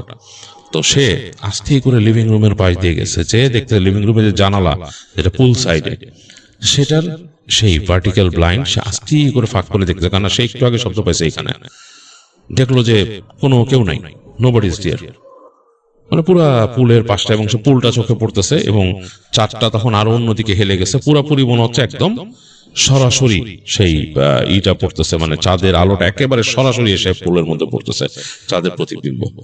তো যে অনেকক্ষণ তাকায় থাকলো, দেখলো যে কিচ্ছু নাই, এবং পুলের এই সাইড দিয়ে কিন্তু তার ওই সাইডে তার ওখানে সেই যে তাদের কিচেন, তারপর তার ওই লন্ড্রি ম্যাট, তার ওইখানে সবকিছু ওইদিকে, কিন্তু মানে তাকে লন্ড্রি ম্যাট কিচেনে যেতে গেলে কিন্তু তাকে হেঁটে ওই পাশে যেয়ে তারপর যেতে হয় ওই পাশে, মানে it's not connected to the house, বাসার সাথে কানেক্টেড না। এটাকে যদি আমরা বলি, আমাদের দেশে গ্রামের বাড়িতে যেরকম থাকে যে একটা ঘর এরকম পুরো, এবং ঘরের পাশে আরেকটা connected kind of like L শেপে গেছে, ওর কাইন্ড অফ লাইক দ্যাট, মানে তার ওইখানে যেতে গেলে তাকে তার যে বেরান্দাতে বেরোতে হবে, বের হয়ে হেঁটে যে ডানে ঢুকতে হবে, সেখানে তার কিচেন, এবং তার পাশেই হচ্ছে তার লন্ড্রি ম্যাট। আর মানে এরকম আর কি বাসাটা, যেটা বলছি যে অনেক পুরনো বাসা। তো সে দেখতেছে আর কি যে ওই জায়গাটাতে একেবারে অন্ধকার, আলো পড়ছে চাঁদের ওই তার পুলে, এবং ওই জায়গা হালকা আলো লেগে দিছে সেই অংশটায়। তো যে কিছুক্ষণ তাকায় থাকার পরে সে যখন সরে যাবে, হঠাৎ তার মনে হলো, সে হঠাৎ দেখতেছে তার কিচেনের কাছে একটা অবয়ব, মনে হচ্ছে যে একটা অবয়ব কেউ যেন দাঁড়ায় আছে মানুষের মতো। আর জেকের কাছে মানে একটা অন্যরকম লাগলো যে আসলে এখানে কে ঢুকছে, এবং আমার বাসার মূল এন্ট্রেন্স দিয়ে ঢুকে ওই জায়গায় চলে আসছে, এটা তার কাছে খুব অন্যরকম লাগতেছে। সে অনেকক্ষণ ভালো মতন খেয়াল করার চেষ্টা করলো যে হুজ দ্যাট, ওটা কে। তো অনেকক্ষণ খেয়াল করে দেখতেছে মনে হচ্ছে একটা অবয়ব। তো সে চিন্তা করতেছে এটা কি আমার কোনো ভুল দৃষ্টিভ্রম, মানে চাঁদের আলো পড়ে কোথাও ছায়া পড়ছে কোনো কিছুর, এরকম কিছু কি। তো একবার চিন্তা করলো বেরোই, যেহেতু তারই বাসা এবং তাকে তো কিচেনে যাইতেই হয়, মানে সে একবার বলতেছে, চিন্তা করতেছে আমি বের হয়ে যাই, হেঁটে যাই। তো আরেকবার চিন্তা করছে না, ওটা যদি কোনো খারাপ মানুষ হয়ে থাকে তো মানে একটা প্রবলেম হবে। এগুলো চিন্তা করতে করতে যে চিন্তা করতেছে যে কি করা যায়, এগুলো ভাবতে ভাবতে সে হঠাৎ দেখলো যে তার ওইখানে মানে ওই তার বাসার মধ্যে কতগুলো স্ট্যান্ড রাখা ছিল, এবং স্ট্যান্ড গুলো হচ্ছে সে একটা নতুন ওই যে কাপড় রাখার জন্য একটা আলনার মতো কিনছিল, যেখানে নাকি কাপড়গুলো হ্যাং করে রাখা যায়, সেটার জন্য। তো সে করে কি, ওই স্ট্যান্ডটা মানে পুরোপুরি সেট করা হয় নাই, জিনিসগুলো বের করে রাখা ছিল কর্নারে, লিভিং রুমের কর্নার থেকে সে স্ট্যান্ড একটা হাতে উঠায় নিল যে, আর সেলফোনটা সে তার ট্রাউজারের পকেটে নিয়ে সে আস্তে করে তার দরজাটা খুললো। খুলে সে তাকাচ্ছে সামনে ভেরান্ডা, ওইটাকে ভেরান্ডা বা করিডোর যেটাই বলেন, মানে সামনের অংশ আর কি। তাকায় দেখতেছে একেবারে, সে যখন মাথাটা বের করছে ঝিঝিয়ে পোকার ডাক শুনতেছে, একেবারে মানে কঠিন ভাবে ঝিঝির ডাক আসতেছে। আর তার চোখে পড়তেছে সামনের যে পুল পার হয়ে দূরে যে গাছগুলা, সেগুলোর দিকে, তার ফেন্সের ওই পারে, এগুলো রিয়েলি হিউজ ট্রিজ আর অনেক পুরনো। যাই হোক, চাঁদের আলো পড়ে পুরো জায়গাটা একদম ছেয়ে গেছে, আর স্ট্রং ঝিঝি পোকার শব্দ আসতেছে কানে। তো জেক তাকাইলো ওদিকে, তাকায় দেখতেছে এখনো তার কাছে মনে হচ্ছে সে অবয়বটা আছে। তো জেক মানে এখন চিন্তা করতেছে, মানে তার মাথায় একটু আসছে যে হতে পারে ছায়া, কারণ কোনো চোর বা কিছু হলে কিন্তু সে চিন্তা করতো যে আমার কথা, যে এখানে একজন থাকে বা সে বের হয়েছে এরকম কিছু একটা, বা সে যদি একটা ডাকাত টাইপের হইতো তাহলে সে এখনই আক্রমণ করে বসতো বাসার মধ্যে, মানে যেহেতু আমি একা তারা দেখছে। সো এটা কে, এটা কোনো ছায়া হবে, এটা কোনো কিছুর ছায়া। তো যাই হোক, সেইটা একটু প্রুফ করার জন্য সে আস্তে করে বের হয়ে, গেটটাই কিন্তু লাগায় নেই, আর সে আস্তে করে টেনে দিয়ে সে পা টিপে টিপে হেঁটে যাচ্ছে। তার পা কিন্তু খালি পায়ে, কোনো জুতা নাই, স্লিপার নাই, আর পাথরের মেঝে, মানে ওইটা কিন্তু অনেক পুরনো বাসা, মানে বেশ পুরনো। এইসব এলাকায় একসময় ফ্রেঞ্চরা থাকতো, তো সুতরাং পাথরের মেঝে কিন্তু টাইলসও না, এগুলোর মধ্যে আস্তে আস্তে খালি পায়ে যাচ্ছে সে, এবং মানে ফ্লোর ঠান্ডা, সে পা রেখে রেখে যাচ্ছে। সে অনেক দূর চলে আসছে মানে এল শেপ বাঘটার কাছে, এবং সে তখনও দেখতে পাচ্ছে ওইখানে জিনিসটা, মানে সেই যে একটা অবয়বের মতো দাঁড়ানো, মনে হচ্ছে এক সাইড হয়ে দাঁড়ায় আছে মানুষ এরকম। তো জেক যখন মোড় নিয়ে সে আস্তে আস্তে যাচ্ছে, এইবার সে ওই অবয়বের আরেকটা পাশ দেখতে পাচ্ছে। এবার তার মনে হচ্ছে একটা কাঁধ, এবং মনে হচ্ছে যে একদম শরীরটা, কাঁধটা এরকম। তো যে অনেক চিন্তা করতেছে যে আমি যে কি করব, কাছে আমি কি বাড়ি দিব, এই মেটাল স্টিকটাতে বাড়ি দিব নাকি কি, এটা চিন্তা করতে করতে সে মানে তার দম বন্ধ হয়ে আসতেছে। যে কিন্তু মোটামুটি একেবারে মানে সাহসী আছে, সে তার সিটিতে থাকতে সেখানে সে অনেক খেলাধুলা করতো, স্পোর্টস ওরিয়েন্টেড পারসন ছিল এইসব, তো সে মোটামুটি সাহস আছে, তার শক্তিও আছে। তো সে এগুলো চিন্তা করতে করতে সে এক সাইডে চলে গেছে, মানে যেই সাইডে পিলারের কাছে দাঁড়ায় আছে ওই অবয়বটা সে অন্য সাইডে চলে গেছে। তো যে আরো কাছে চলে আসছে, এখন সে পুরা বুঝতে পারতেছে একটা মানুষ, মানে এটা একটা মানুষ। সে মোটামুটি বেশ কাছে চলে আসে, কারণ তার ওই মানে সেই পিলারের বাধা ছাড়া সে মানুষটার একটা পাশ পুরা দেখতে পাচ্ছে কাঁধে। সে পুরা এখন সে থতমত খেয়ে গেছে। সে চিন্তা করতেছে যে সে কিছু বলবে, চিন্তা করলো আর একটু সামনে যে বলি ভড়কায় উঠি, সে যদি চোর টোর কিছু হয় আমি ঘুরাই স্টিকটাতে বাড়ি দিব তারে। এটা চিন্তা করতে করতে জেক করলো কি আরো 2 পা সামনে চলে গেল। সামনে যে সে শুধু বলতে গেছে যে হেই, এরকম করে বলবে, সে চিন্তা করছে হেই বললে ওইটা ঘুরবে আর সে বাড়ি দিবে এই রডটা দিয়ে। এই চিন্তা করছে, এই সময় দেখলো যে সে ওখানে দাঁড়ানোর সাথে সাথে মনে হলো যে সেই যে অবয়বটা দাঁড়িয়েছে সে নিজে ঘুরলো জেকের দিকে, আর জেকের সারা শরীরের রোম ফটফট করে দাঁড়ায় গেল। কারণ জেক দেখলো যে দাঁড়ায় আছে সে 6 ফিটের মতোই লম্বা, তার সমান কিন্তু তার মাথাটা নাই, মানে দেয়ার ইজ নো হেড, মানে মাথা ছাড়া একটা শরীর 6 ফিট লম্বা ওখানে দাঁড়ায় আছে, একটা কোটের মতো পরা, মানে পুরো একটা মানে মনে হচ্ছে যে উপরে একটা কোট পরা, কিন্তু অন্ধকারে কিন্তু ভালো বোঝা যাচ্ছে না, চাঁদের আলোটা পড়ছে ওই পাশে, শুধু বোঝা যাচ্ছে একটা কোট পরা অবয়ব, কোট প্যান্ট আছে নিচে, মাথা নাই। জেকের সাহসের রোম দৌড়ায় গেছে, সে চিৎকার দিবে। এই সময় সে দেখলো হঠাৎ করে একটা কেমন শব্দ, মনে হলো যে একটা শীষের মতো, মানে মানে মানুষ মুখ দিয়ে যে শীষ দেয় সেরকম, সেটা পুলের কাছ থেকে আসতেছে। তো জেকের দৃষ্টি আরেক সেকেন্ডে, মানে সে তো প্রচন্ড ভয় পেয়েছে, সেখানে চলে গেছে পুলের দিকে। সেখানে সে দেখতেছে পুলের কাছে কিছু নাই, কিন্তু পুলের পানির মধ্যে একটা মেয়ে মানুষের ছায়া ভাসতেছে। এটা কাইন্ড অফ লাইক একটা মানে পূর্ণাঙ্গ মেয়ে মানুষ যদি হয়, সেই মেয়ে মানুষের ছায়া ভাসতেছে, পানি যে টলমল করতেছে, পানিটা হালকা বাতাসে নড়তেছিল, সেটার মধ্যে একটা মেয়ে মানুষের ছায়া দেখা যাচ্ছে, পুরো ছবি প্রতিচ্ছবি।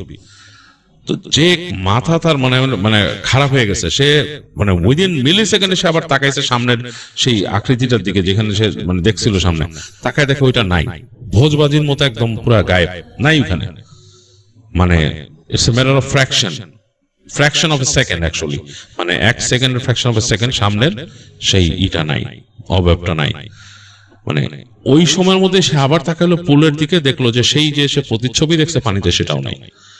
তো জেকের বুকের মধ্যে মনে হচ্ছে যে তার হৃৎপিণ্ড হাঁপড়ের মতো ওঠানামা শুরু করছে। সে দৌড় দিল ওখান থেকে, দৌড় দিয়ে সে ঘরে চলে গেল। ঘরে যে দ্রিম করে তার দরজাটা লাগাই দিয়ে সে ওখান থেকে প্রায় 1 লাফ দিয়ে তার বিছানায় উঠলো, উঠে সে কমফোর্টার টেনে চুপচাপ শুয়ে আছে।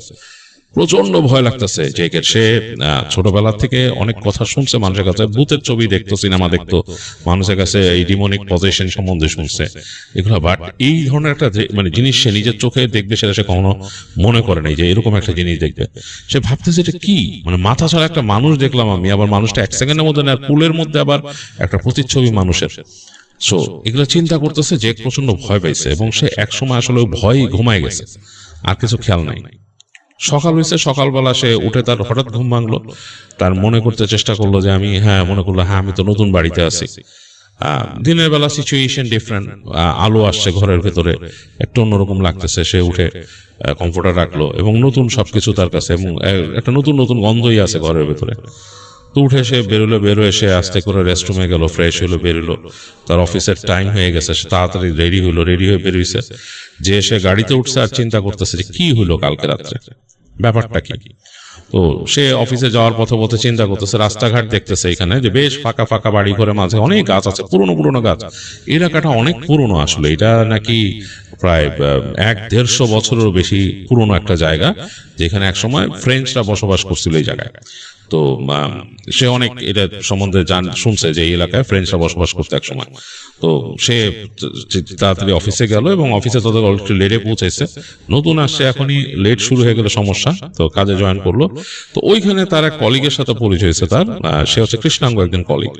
তো সেই কৃষ্ণাঙ্গ কলিগের সাথে সে কথা বলতেছে, তার নাম হচ্ছে ওয়াল্টার। ওয়াল্টারের সাথে সে গল্প করতেছে, যে ওয়াল্টারে বলতেছে, ম্যান আমি তো কালকে রাত্রে, সে নিজ থেকে বলতেছে যে ওয়াল্টার আমি তো কালকে রাত্রে ভয় পাইছি আমার এলাকায়। তো ওয়াল্টার তার দিকে তাকে একটু হাসলো, এসে বললো কি যে ইটস নর্মাল। নর্মাল মানে? বলতে নর্মাল মানে হোয়াট ইউ মিন নর্মাল? বলে যে তুমি যেখানে আসো ওই জায়গাগুলো নর্মাল, ভয় পাওয়া এটা কিছুই না। আমাদের সিটি এই জায়গাটা খুব ওল্ড একটা প্লেস, এবং অ্যাকচুয়ালি ওই জায়গাটার কিন্তু এক্স্যাক্ট নাম রাজীব শেয়ার করছে, বাট আমি এটা করবো না। তো যাই হোক, এনিওয়েজ রাজীবই আবার বলছে যে এটা আপনি ভালো মনে করলে শেয়ার করবেন, নাহলে করবেন না। I prefer not to. যাই হোক, বলছে যে তুমি যেখানে আসছো এই শহর অনেক পুরনো, এখানে অনেক স্মৃতি জড়িত। তো ওয়াল্টার বলে আচ্ছা তোমার কাজের শেষে আমি তোমার সাথে কথা বলবো না। সেই তো মোটামুটি তাদের যখন লাঞ্চ ব্রেকে তারা বেরোলো, গল্প করতে করতে ওয়াল্টার বলতেছে যে তুমি যেখানে থাকতেছো ওই জায়গাটা অনেক পুরনো, ওইটা হচ্ছে অ্যাকচুয়ালি ফ্রেঞ্চরা ওইখানে থাকতো এবং অনেক ধনী মানুষরা থাকতো। তুমি মনে বুঝতে পারছো, তোমাদের বাসা বাড়িগুলো কিন্তু বেশ লাক্সারিয়াস, দেখতে পারছো সবকিছু অনেক সুন্দর করে বানানো। তো ওই সময় স্লেভ আনতো এখানে এবং স্লেভ রাখতো মানুষ, এবং এগুলা অনেক স্লেভের উপর অনেক অত্যাচার হয়েছে, অনেক কিছু হয়েছে, এবং এইসব কারণেই জায়গাগুলো কার্স হয়ে গেছে। সো তোমার মনে হয় যে তুমি you better pray before you go to sleep. তো জেক বলতেছে যে হ্যাঁ আমি তো চেষ্টা করি। বলে যে হ্যাঁ মানে এটাই, আর তুমি থাকতেছো কি একা? বলে হ্যাঁ, gate A roommate or something like that. কোন একজন রুমমেট নিয়ে নাও, একলা থাকলে ভয় লাগা আরো স্বাভাবিক। তো জেক বলে, ওয়াল্টারে বলে যে তুমি আমার বাসায় বেড়াইতে এসো। বলে ওয়েল সামডে ম্যান, কোনো একদিন আসবো আমি। তো এই বলে তাদের মোটামুটি কনভারসেশন শেষ হয়। জেকের মাথায় এটা ঢুকে যে আসলেই প্যারানর্মাল ব্যাপারগুলো এইখানে বেশ বিশ্বাস করে মানুষ। এটা যে মোটামুটি মাথায় নিয়ে নেয় যে হ্যাঁ হইতেই পারে এখানে প্যারানর্মাল ব্যাপার বেশি বিশ্বাস করে, কারণ এইখানকার যারা মানুষ তারা এটাই বলে।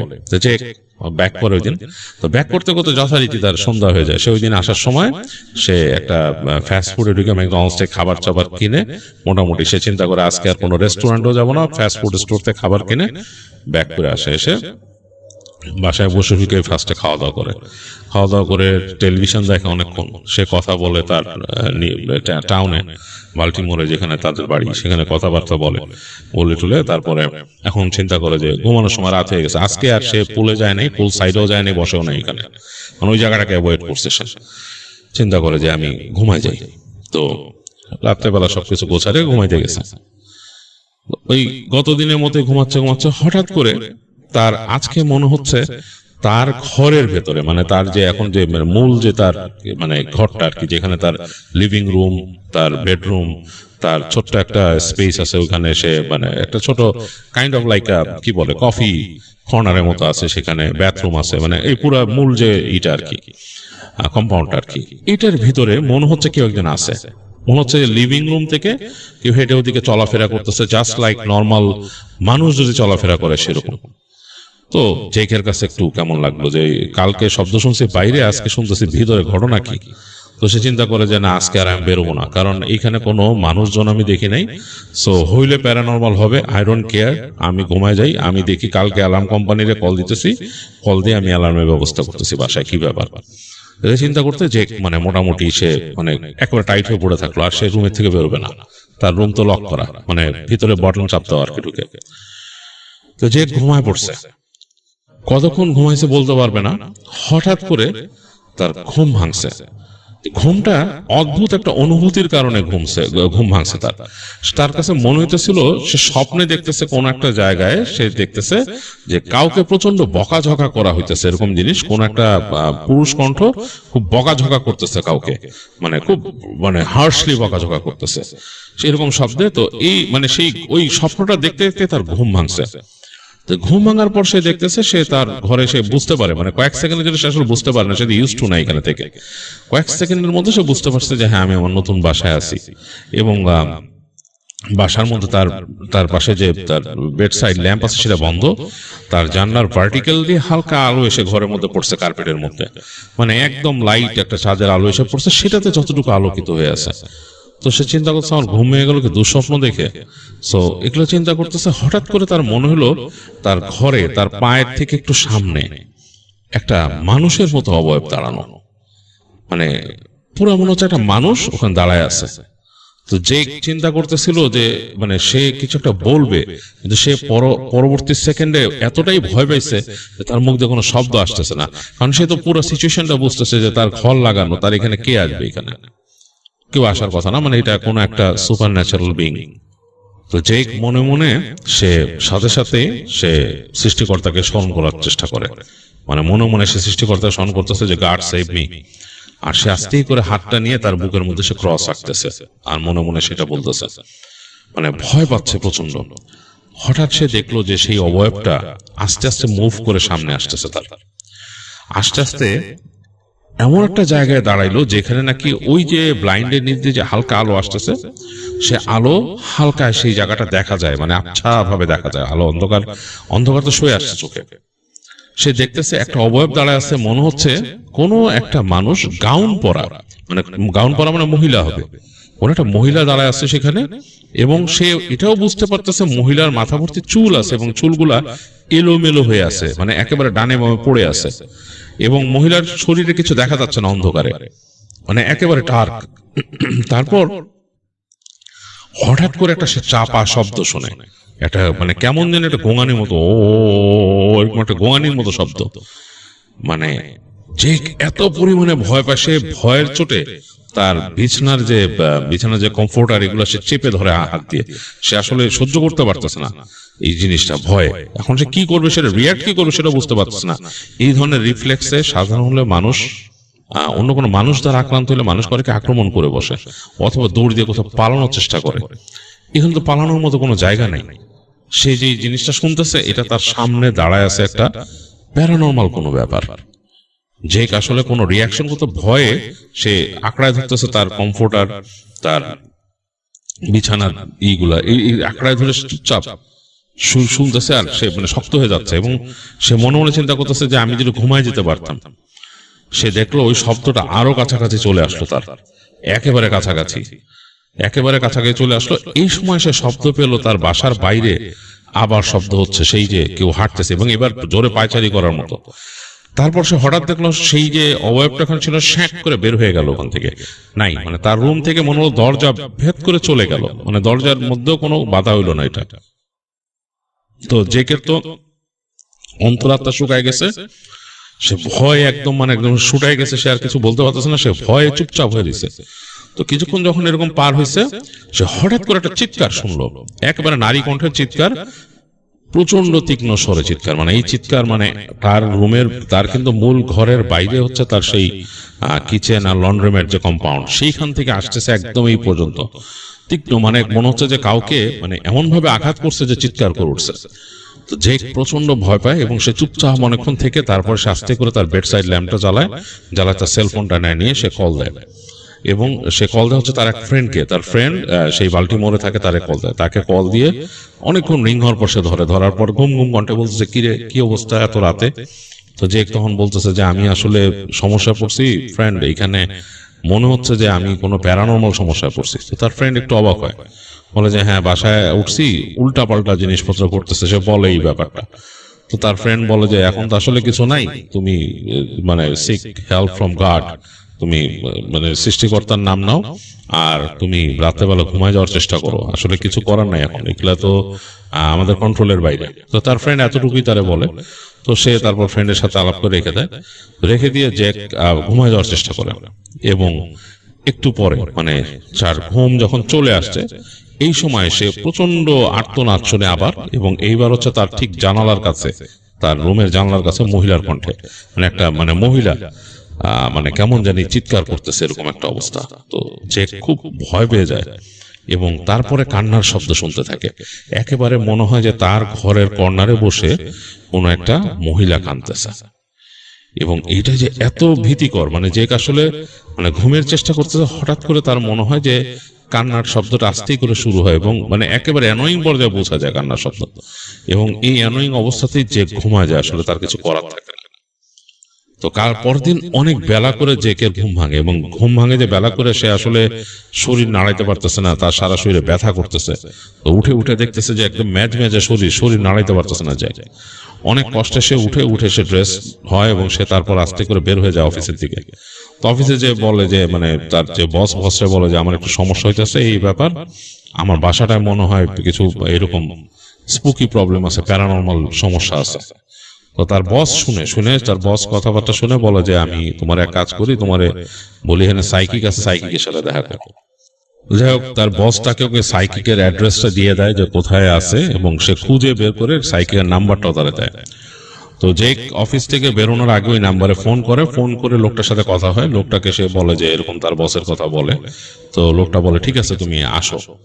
তো এক্স্যাক্টলি লোকেশন বলে দেয় কেমনে আসতে হবে। তো যে ওখানে যাওয়ার পর দেখে একটা প্লাজার মধ্যে একটা ছোট্ট রুম নিয়ে লোকটা ওখানে বসে, এবং তার কোনো এক্সট্রা কোনো এমপ্লয়ি নাই, কিচ্ছু নেই, সে লোকটা একাই বসে অফিসে।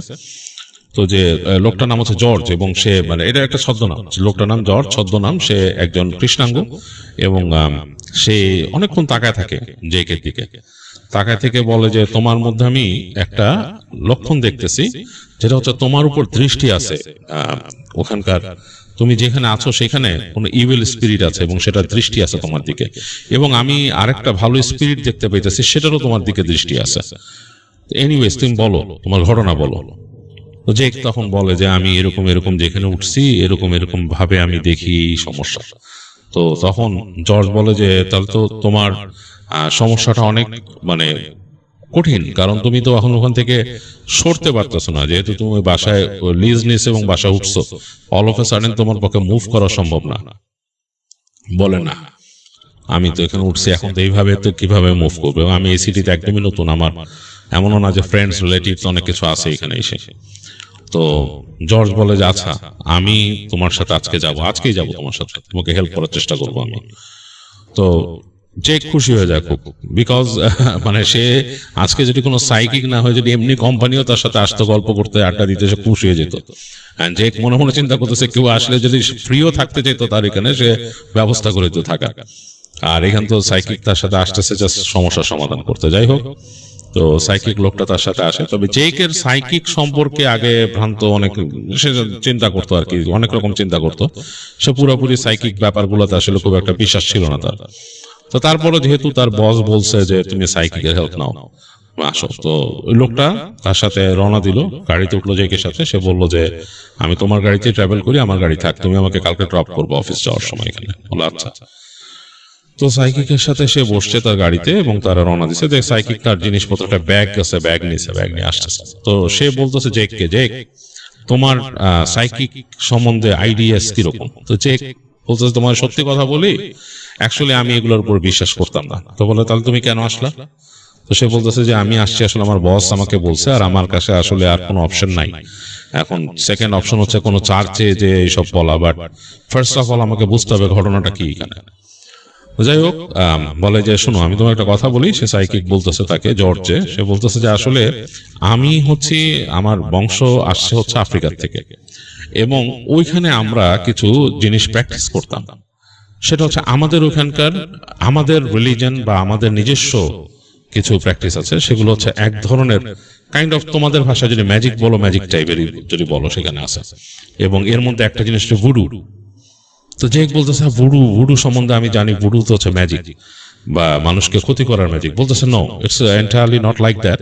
আমাদের বিশ্বাসে ভুডুটা হচ্ছে আমাদের এই সিস্টেমের একটা অংশ, আর তোমাদের কাছে এটা অন্যভাবে প্রেজেন্ট করা হয়েছে। যাই হোক, তোমরা যেভাবে বিশ্বাস করো, ধরো তুমি ম্যাজিকই ধরো, এটাই হচ্ছে আমাদের সিস্টেম, আমরা ম্যাজিক প্র্যাকটিস করি। আমি বিশেষ করে, সেই লোকটা বলতেছে জর্জ, যে জর্জ সেটা প্র্যাকটিস করে, এটা হচ্ছে তাদের সেই এনশিয়েন্ট সিস্টেম থেকে সে পাইছে, ইনহেরিট করছে, এবং তার ভেতরে অনেক রকমের ক্ষমতা আছে, সে অনেক কিছু বুঝতে পারে এগুলোর মাধ্যমে। যাই হোক, এগুলো শুনে জেক শুনে বলে যে ওকে আসো। তো জেক বলে যে আসো, আমরা খাবার দাবার কিনে নিয়ে যাই বাসায়। তো এগুলা করে সে খাবার দাবার কেনাকাটা করে কিনে বাসায় চলে আসে। তো এসে সে বসছে ইকে নিয়ে, জর্জকে নিয়ে বসে, জর্জকে বসতে দিল। তো জর্জ লিভিং রুমে বসে টিভি দেখতেছে, মানে কোয়াইট নর্মাল টাইম, এখন সন্ধ্যা হয়ে গেছে আর কেবল। তো যখন অন্ধকার পড়তেছে, জর্জ বলতেছে তাকে জেককে যে তুমি তোমার ঘরের মধ্যে চলে যাও, আমি তোমার একটু পুলের পাশে বসবো একা একা। তো বলতেছে আচ্ছা ঠিক আছে বসো। জেক তার ঘরের মধ্যে যে বসে রয়েছে এবং দেখতেছে সে পাশ থেকে জর্জ যে তার যে পুল সাইডে বসলো। অনেকক্ষণ পর সে শুনতেছে যে একটা একঘেয়ে কণ্ঠে জর্জ কিছু একটা মন্ত্র টাইপের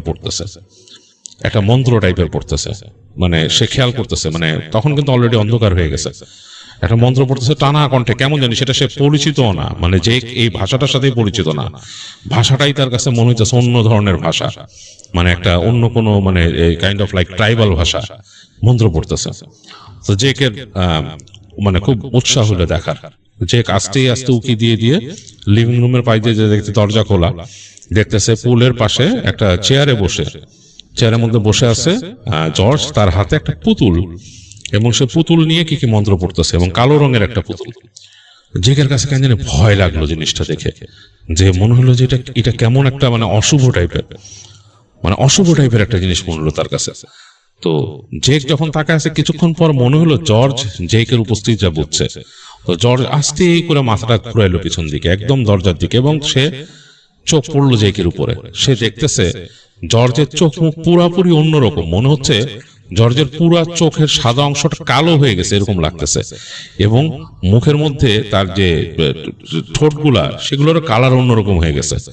তো জর্জ হঠাৎ করে জেককে দেখে একটা হাসলো, ঠোঁটটা একটু বিস্তৃত হইলো এবং হাত দিয়ে ভাবে দেখালো দ্রুত সরে যেতে ওইখান থেকে। তো জেক না প্রচন্ড ভয় পেয়ে সে লাফ দিয়ে সরে গেছে ওখান থেকে।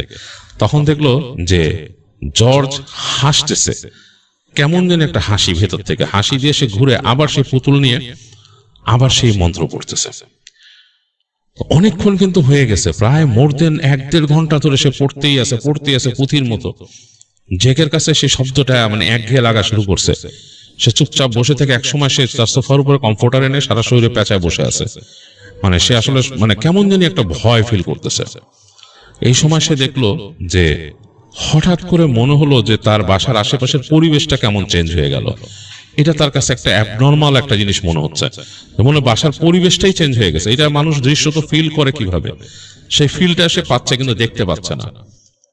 তারপর সে খেয়াল করলো যে তার বাসার আশেপাশে মানে তার রুমে কিন্তু বাতি জ্বলতেছে, একটা এটা হ্যালোজেন ল্যাম্প বলে, বাড়ানো কমানো যায়, সেই হ্যালোজেন ল্যাম্পের হালকা আলো ঘরের ভেতরে। কিন্তু সে লিটারেলি দেখতেছে বাইরের যে দূরের জানলার অংশ দিয়ে মনে হচ্ছে কুয়াশায় ছেয়ে যাচ্ছে, তার সুইমিং পুলের অংশটা পুরো জায়গাটা মনে হচ্ছে কুয়াশায় ছেয়ে যাচ্ছে, মানে ডিফারেন্ট। তো এখানে তো কুয়াশা এইভাবে আসার কথা না, কোত্থেকে আসতেছে এইটা ভাবতে ভাবতে দেখলো পিটপিট করে তার ঘরের বাতিটা 2 বারি করে ঠাস করে নিভে গেল। তো সে ভাবলো যে এর আগেও তো একদিন বাতি নিভছিল, আমার তো সেখানেই পড়ে গেছিল, যে সার্কিট ব্রেকার পড়ে গেছিল। তো যখন বাতি নিভে গেল দেখলো যে জর্জ যে মন্ত্র পড়তেছিল সেটার শব্দটা বেশ বেড়ে গেছে, এবং তারপর দেখলো একটা টিমটিমা আলোর মতো মানে হালকা কাপা কাপা আলো আসতেছে দরজার বাইরে থেকে। তো যে আবার সাহস করে যে উকি দিছে, যে দেখতেছে এখন জর্জ একটা মোমবাতি জ্বালাইছে, এবং মোমবাতিটা হচ্ছে সম্পূর্ণ ব্ল্যাক কালার একটা মোমবাতি। সে ওইখানে তার সামনে যে টি টেবিলটা রাখা আছে সেটার উপরে মানে একটা ছোট টেবিল রাখা ছিল ওই জায়গায়, ওই সেই পুলের পাশে বসার জন্য চেয়ার টেবিলদের মধ্যে গোল রঙের গোল একটা টেবিল, যে টেবিলের উপরে সে একটা ব্ল্যাক মোমবাতি জ্বালায় সে তার মতো এখন পড়তেছে আরো জোরে, পুতুলটা এখনো হাতে আছে। তো আসলে গা কাটা দিয়ে উঠছে, যে বুঝতে পারতেছে না কি হবে, একদম সম্পূর্ণ অন্যরকম একটা পরিবেশ। এই সময় সে হঠাৎ দূর থেকে শুনলো এই যে জর্জ যেই সুরটা পড়তেছে অন্ধকারে, সেই রকমই একটা সুর অন্ধকারে একেবারে দূর থেকে আসতেছে তার সেই লন্ড্রোম্যাটের ওইখান থেকে, মানে কিচেন লন্ড্রোম্যাটের ওইখান থেকে একই সুর। এটা মনে হচ্ছে যে কাইন্ড অফ লাইক একই টিউনে দুইজনের সুর চলতেছে, ভয়ঙ্কর। মানে সেই সুরটা শুনেই সারা শরীরে রোম দাঁড়া যাচ্ছে জেক বোঝার চেষ্টা করতেছে কি মানে ঘটনাটা কি। এরপর আস্তে করে সে খেয়াল করলো যে মনে হচ্ছে যে তার বাসার সামনের অংশের যে অংশটা ডানে বামে সেই জায়গায় মনে হচ্ছে দৌড়াদৌড়ি শুরু হলো কারো, মানে হুটোপুটি করতেছে এরকম। আর এদিকে সেই জর্জের পড়ার সেই যে সুরটা পড়তেছিল জোরে, শব্দটা আরো বেড়ে যাচ্ছে, কাপা কাপা হয়ে যাচ্ছে। জেক প্রচন্ড ভয় পেল। এই সময় হঠাৎ করে দেখলো জর্জ তাকে ডাক দিচ্ছে, জেক বলে ডাকছে, এবং কণ্ঠটাও ডিফারেন্ট। জেক প্রচন্ড ভয় থাকা সত্ত্বেও সে আসলে কি করবে, কাঁপতে কাঁপতে তার সেলফোনটাকে পকেটে ভরে সে আস্তে আস্তে গেল, যে দেখে মোমবাতি হাতে এবং সে পুতুলটা হাতে দাঁড়ায় আছে জর্জ তার সামনে, এবং তাকে শুধু বললো কাম উইথ মি, এবং তাকে যে কাম উইথ মি বলছে সে কণ্ঠটা কিন্তু নর্মাল মনে হচ্ছে না জর্জের। হাঁটতে হাঁটতে হাঁটতে হাঁটতে তার পিছে পিছে রওনা দিল জেক, এবং তারা দুইজনে বারান্দা ধরে করিডোর ধরে হাঁটতেছে, এবং পুল সাইডটা পুরো অন্ধকার, এবং মনে হচ্ছে ওই দিন চাঁদের আলোও নাই, মানে পুরা পুলটা মনে হচ্ছে যে আলো আধারি, মানে আকাশের হালকা আলোতে যতটুকু দেখা যায় ততটুকু দেখা যাচ্ছে পুলের এই জায়গাটা। এবং হাঁটতে হাঁটতে সে চলে গেল একেবারে তার যে রন্ড্রমেটের দরজার কাছে। ভেতর থেকে হঠাৎ করে শব্দ আসতেছে নারী কণ্ঠের, কেমন জানি একটা পেঁচানো কণ্ঠে, মানে খুবই মানে অন্যরকম কণ্ঠ, সেটা মানে ক্লিয়ার নাই, এবং সেটা অন্য ভাষায় কথা বলতেছে। জর্জকে কি জানি বলতেছে, জর্জ উত্তর দিতেছে, মানে দুইজনে কথোপকথন হচ্ছে, খুবই ভয়ঙ্কর। যে আসলে পিছনে দাঁড়ায় সহ্য করতে পারছেন, তার প্রচন্ড ভয় লাগতেছে। এই সময় সে শব্দ পেল ভিতরে, মানে সেই রুমের ভিতরে ঘড়ঘড় ঘড়ঘড় করে শব্দ হচ্ছে, মনে হচ্ছে ঘড়ঘড় করে কেউ শব্দ করতেছে, মানে গলা মানে কণ্ঠ দিয়ে ঘড়ঘড় করে শব্দ করতেছে। আর সাথে সাথে জর্জ আরো জোরে কি পড়া শুরু করলো। কিছুক্ষণ পরে জর্জ মোমবাতি হাতে রুমে ঢুকলো, জেককে হাত দিয়ে ইশারা করলো, ইশারা করার পর জেকও পিছে পিছে গেছে। যে দেখতেছে ঘরের মধ্যে কিছু নাই, একেবারে সেই তার হাতের যে শুধু মোমবাতির আলো সেটা টিম টিম টিম টিম করে জ্বলতেছে, সেইটা এক জায়গায় রেখে দিল জর্জ। আর জর্জ কি পড়তে পড়তে পুতুলটা নিয়ে ঘুরতেছে এদিক ওদিক, করতে করতে এক জায়গায় দেখলো যে ফ্লোরের মধ্যে সে ঠাস করে পুতুলটা ফেলে দিল, এবং খুবই আশ্চর্যজনক ভাবে পুতুলটা ফ্লোরে পড়ে শ্যাট করে সরে যে এক জায়গায় স্টিক হয়ে গেল। মনে হলো ওই জায়গায় ম্যাগনেট দিয়ে কেউ আটকায় ধরছে, তাকে ম্যাগনেট দিয়ে আটকায় ধরছে। তো তখন দেখলো জর্জ যখন দাঁড়ায় দাঁড়ায় কি পড়লো, এবং কিছুক্ষণ পরে তার মনে হলো চোখটা বন্ধ করে চোখটা খুললো, এবং সে স্বাভাবিকভাবে কথা বললো জর্জের সাথে, জেকের সাথে, যে জেক থিংস আর সলভ, তুমি এখানে তোমার বাতি কেন গেছে দেখো, তাকে বলতেছে। তো জেক তাড়াতাড়ি হেঁটে যায়, দেখে ঠিকই সার্কিট ব্রেকার পড়া, সার্কিট ব্রেকারটা উঠাই দিল। দেওয়ার পরে সেই বলতেছে, সেই জর্জ তাকে বলতেছে তোমার এই জায়গায় যেখানে এটা পড়ছে এই জায়গায় কিছু জিনিস আছে, এটা তুলতে হবে। এখন যে হাউ ডু ডু ইট, এটা কিভাবে করবা, এটা যদি তুলতে পারো তাহলে আমি এখন সাথে তোমাকে হেল্প করবো এবং করে ফেলবো। তো দুইজন অনেক চিন্তা করে দেখলো ওখানে একটা স্ল্যাবের মতো বসানো, সেটা হচ্ছে কাইন্ড অফ লাইক পাথরের টাইলস টাইপের। তো অনেক চিন্তা ভাবনা করে কি করবে খুঁজতে খুঁজতে তারা যে তাদের ওখান থেকে একটা ক্রোবারের মতো পাইলো, তাদের যে পিছনে লন্ড্রোমেটের পিছনে ক্রোবারের মতো ছিল, মানে টুলস রাখা বিভিন্ন গুলোর মধ্যে থেকে, সেটা এনে চার্জ দিতে দিতে বারবার করতে করতে পিটাইতে চার্জ দিতে দিতে ঠাস করে ওখানে এইটা তুলে ফেললো, টাইলসের মতো তুলে ফেললো। তোলার পরে দেখলো যে ওখানে ঠিক সেই স্ল্যাবটার নিচেই একটা আংটাওয়ালা ঢাকনা আছে। দুইজনে মিলে সে ঢাকনাটা তুললো। ঢাকনাটা তোলার পরে দেখলো যে ওই ঢাকনাটা ছিল কাঠের, একটা মানে শক্ত কাঠের একটা দিয়ে তৈরি করা একটা ঢাকনা। তোলার পরে একটা বাক্স, এরকম একটা বাক্স রাখা, সেই বাক্সটার ভেতরে বাক্সটাকে টেনে তারা তুলছে, দুইজনে মিলে তুলছে, আলো জ্বলতেছে, বাক্সটাকে টেনে তুললো। বাক্সটার মাথার মধ্যে দুইটা ইসি দিয়ে আটকানো, ওইটারও ভেঙে ফেললো, তারা খুলে ফেললো। এবং ওইটা খোলার পরে দুইজনের জন্য মানে ইসের জন্য, জেকের জন্য বেশি সারপ্রাইজ ছিল, সে কেঁপে উঠলো, দেখলো যে এক গাদা হাড় গোড় এবং একটা মাথার খুলি ভিতরে, মানে খুবই একটা অন্যরকম, মানে বাক্সটা কিন্তু মোটামুটি বেশ বড়, মানে কাইন্ড অফ লাইক কি বলবো, যে গ্রোসারি ক্রেট যেরকম থাকে, গ্রোসারি ক্রেট যেরকম থাকে ওরকম বড়। তো এক গাদা হাড়গোড় আর একটা খুলি মাথার ভিতরে, পুরনো একটা মাথার খুলি। তো জর্জ তাকে বললো যে this is what it is, এটাই হলো সেই জিনিস যেটার জন্য তোমার এই জায়গাটা হন্টেড। তো জেক খুব থতমত খেয়ে বললো কি ব্যাপার, কেন হন্টেড? তো বলতেছে যে আমি একটা স্টোরি শুনছি এবং আমি তোমাকে এটা শোনাবো, আসো আমরা এগুলাকে নিয়ে যাই এখান থেকে। তো জেক বলতেছে এটা নিয়ে আমি কি করবো, বলে চলো তুমি। তো জর্জ তার সাথে ওটা উঠাইলো, উঠায় নিয়ে আসলো, হেঁটে বাইরে নিয়ে আসলো, বাইরে এনে তারা চলে গেল একেবারে বাসার পেছনের সাইডে যেখানে নাকি গাছগাছালি আছে। তো সেই গাছগাছালির কাছে বললো যে এই জায়গা আমাদের খুঁড়তে হবে। তো যথারীতি তারা ওখান থেকে যে তাদের ওখান থেকে ওই যে ছিল, যে ওই বেলচা ছিল, বেলচা নিয়ে আসলো, এসে স্কুপ করে সেখান থেকে মাটি তুললো। মাটি তুলে হাড়গোড় গুলা বললো যে জেককে বললো যে তুমি এগুলাকে এখানে যে দিবা, দিয়ে তোমার মতো প্রার্থনা করবো, আমি আমার মতো প্রার্থনা করবো। করার পর তারা মাটি দিয়ে মানে ওই যে মাটিতে চাপা দিল, দিয়ে তারা দুজনে প্রার্থনা করলো। তো দুজনে প্রার্থনা জেকের মতো, তার সে একজন খ্রিস্টানের মতো সে প্রার্থনা করলো যে এটা যার দেহ আর কি তার যাতেই হয়। আর দেখলো জর্জ তার মতো প্রার্থনা করলো, করার পরে তারা মোটামুটি ওখান থেকে চলে আসলো, ওই সেই যে তার স্ল্যাব বসাই দিল জায়গা মতো, সেখানে বসাই দিয়ে তারা ফ্রেশ হলো। আসার পরে বলতেছে যে এখন কিছু করার নাই, আমি তোমার এই জায়গাটাকে, এই বাসাটাকে আমি একটা আমার মতো স্পেল দিয়ে যাব, আর এখানে ঘটনা আছে, সেই ঘটনাটা তোমাকে বলে আসো। তো জর্জ নিয়ে বসলো, জর্জকে নিয়ে এসে বসলো এবং তাদের লিভিং রুমে দুইজন, এবং জর্জ তার দিকে তাকায় বলতেছে যে তোমাকে আমি বলছি যে আমি আমার মতো কাজ করি, ভুডু করি, এবং আমাদের সেই বিলিভ অনুযায়ী সেই ভুডু চলে। তো তোমার এখানে দুইটা খারাপ স্পিরিট আছে, দুইটা। এখানে একটা মনিবের স্পিরিট, একটা হচ্ছে নির্যাতিত স্পিরিট। এই বাড়িটাতে একটা মনিব বাস করতো, এবং যে নাকি তুমি চিৎকার শুনছো বা তোমার এখানে কান্নার শব্দ শুনছো, এটা ছিল তার এখানকার স্লেভ, তার কাজ করতো তার আন্ডারে। এবং সেই মেয়েটাকে সে নির্যাতন করে মেরে ফেলে, সেই মনিবটা নির্যাতন করে মেরে ফেলে, এবং মেরে ফেলে তাকে মানে খুব অকথ্যভাবে নির্যাতন করে মেরে ফেলে তাকে ওই যে জায়গাটা দেখছো ওই জায়গায় পুঁতে রাখছিল। এবং এই জায়গাটা যতবারই এখানে মানুষ কাজ করছে, রিনোভেট করছে, কখনো এই জায়গাটাকে খুঁজে কেউ দেখে নাই যে এখানে তলে একটা বাক্স আছে, এবং তার যে শেষকৃত্য সেটাও সে করে নাই। তো এইখানে এই জিনিসটা ট্র্যাপড হয়ে গেছিল, এবং ওই যে খারাপ যেইটা আছে ওকেও কিন্তু ও হান্ট করে, মানে তার মৃত্যু পর্যন্ত হান্ট করে যায়, এবং তার যে মানে যে অতৃপ্ত আত্মা আছে সেও এখানে ঘোরাফেরা করে, সেও এখানে এসে হান্ট করে, ঘুরে বেড়ায়। এবং এই কারণে কিন্তু এখানে মানুষ থাকতে পারে না, এখানে যারাই ভাড়া নিচে কেউই থাকতে পারেনি। এবং তাকে আমি জিজ্ঞেস করছিলাম তার সমাধান কোথায়, তখন সেই স্লেভ আমাকে সমাধান দিছিল যে আমাকে সঠিকভাবে করে দাও, শেষকৃত্য করে দাও। তো সেটাই তোমাকে নিয়ে আমি করলাম। তো যাই হোক, এখন থেকে বাসার সমস্যা হবে না। কিন্তু জেক প্রচন্ড ভয় পায় এই কথা শুনে। জেক বলে যে আমি এখানে থাকতেই চাইতেছি না।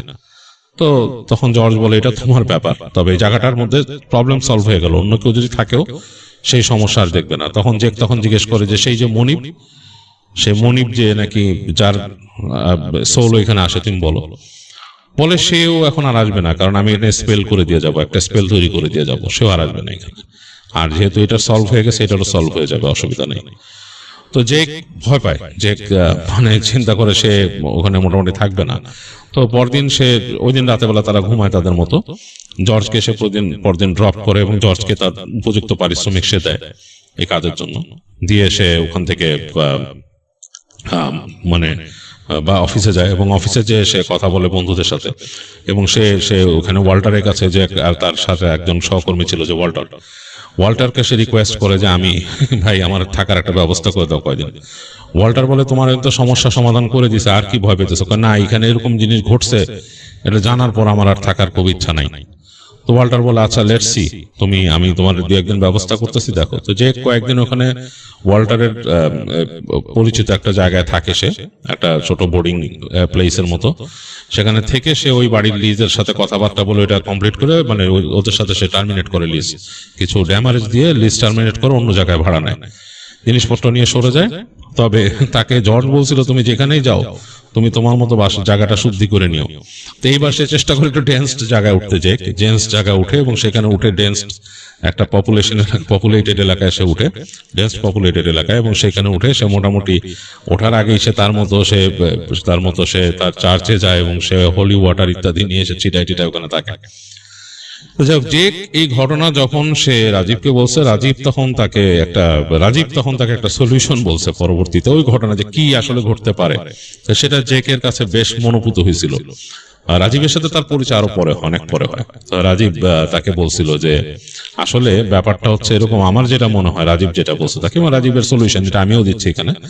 রাজীব বলছে যে এটা হতে পারে এরকম যে আসলে ওখানে অকারেন্স কিছু ঘটছে, হইতেই পারে, অনেক রকম চর্চাই তো অনেকে করে। জর্জ যে চর্চাটা করছে এটা হয়তো কোনো অধিবিদ্যা বা কোনো ব্ল্যাক ম্যাজিক, হ্যাঁ, বা ভুডুকে যেভাবেই দেখো, জর্জের কাছে এটা তাদের একটা এনশিয়েন্ট চর্চা বা তাদের ধর্মিক চর্চা। বাট আমরা তো সবাই এটাকে ব্ল্যাক ম্যাজিকের মতোই দেখি, ভুডু জিনিসটাকে আমরা ব্ল্যাক ম্যাজিক হিসেবেই জানি। তো যাই হোক, রাজীব বলছে যে হতে পারে সে এটার মাধ্যমে জানছে এখানে কোনো অকারেন্স ঘটছে, ঘটতেই পারে।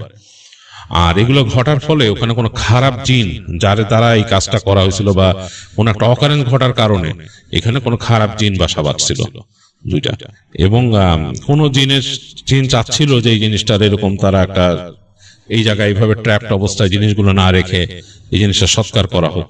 তো হয়তো জর্জ সেটা করছে। আর ওই জায়গাটা আদৌ কি ক্লিন হয়েছে নাকি, মানে এতদিন অ্যাবান্ডন পড়ছে বা তারপরে যারা থাকছে তারা কিভাবে থাকছে হুনোজ। তো রাজীবের বিশ্বাস যে ওখানে খারাপ কোনো জিন বা খ্রিস্টানিটি যদি বলে ডিমন, কোনো ডিমন ওখানে বসবাস করে, এটা রাজীবের বিলিভ, জিন বা ডিমন বসবাস করে। তো আমিও আসলে মনে করি যে এই ধরনের জায়গায় এরকম হওয়ার এই সম্ভাবনা বেশি। আসলে ওখানে অনেক যেসব জায়গায় খুব মানে বাজে কিছু হয়, কোন একটা অকারেন্স ঘটে, ওখানে কিন্তু খারাপ জিনরা সেই জায়গায় গিয়ে ওখানে আস্তানা গাড়ে এবং তারা ওই জিনিসটা আবার মানুষকে কিন্তু তারা রিপিটেডলি দেখানোর চেষ্টা করে। ওই ঘটনাটার একটা রিপিটেশন দেখায়, মানুষকে চোখের সামনে ভ্রম সৃষ্টি করে বা নিজেরাই শেপ শিফট করে দেখায়। তো সেটাতে মানুষ কি হয়, মানুষ অনেকটাই প্রভাবিত হয়ে যায় এবং ওই জায়গাটাকে মানুষ পরিহার করে। তো জায়গাটাকে অ্যাবান্ডন করে যায় মানুষ, এবং অ্যাবান্ডন করে গেলে তাদের জন্য সুযোগ হয় ওই জায়গায় বসবাস গড়ার বা থাকার, ওই জায়গায় একটা ভয়ের রাজত্ব তৈরি করার। এই জন্য মানুষ বলে না যে কেউ শুনছে যে এখানে সুইসাইড করছে, মানুষ যে দেখে যে আসলেই ওই মানুষটাই যে সুইসাইড করছিল সে গলায় দড়ি নিয়ে ঝুলে আছে বা সে হাসতেছে বা সে হাঁটা চলা করে। মানুষ কিন্তু এই ধরনের কথা প্রায় বলে, যে আমাদের দেশেও অনেকে বলে এরকম, যে গ্রামে হেঁটে হেঁটে সে যাচ্ছে ওই দিক দিয়ে, আবার যে মানুষকে দেখে কাউকে থেকে হাসছে, আবার রাতের বেলা চিৎকার করে বলতেছে যে পুক জ্বলে যায় পানিতে পানিতে। এগুলো আসলে জিনরা ঘটায়। জিনরা আসলে ওই জিনিসটার একটা রিপিটেশন কোন একজন মানুষকে দেখায়, যে সেই মানুষটা ভয় পায় এবং এটা চর্চিত হয়ে যায়, অনেকেই মানে ইন্ডিভিজুয়ালি দেখে, দেখার পর একটা ভয়ের জায়গা তৈরি হয়, ওই জায়গাটাকে মানুষ পরিহার করে। তখন তাদের জন্য এটা একটা সুইটেবল, একটা ভেরি সুটেবল মানে আবাসের একটা জায়গা হয়ে যায়, মানে তাদের একটা গ্রাউন্ড তৈরি হয় জায়গায়। তো এটাই সম্ভবত সঠিক যুক্তি, রাজীবও সঠিকভাবে ভাবছে ব্যাপারটা। এই ছিল জেকের ঘটনা।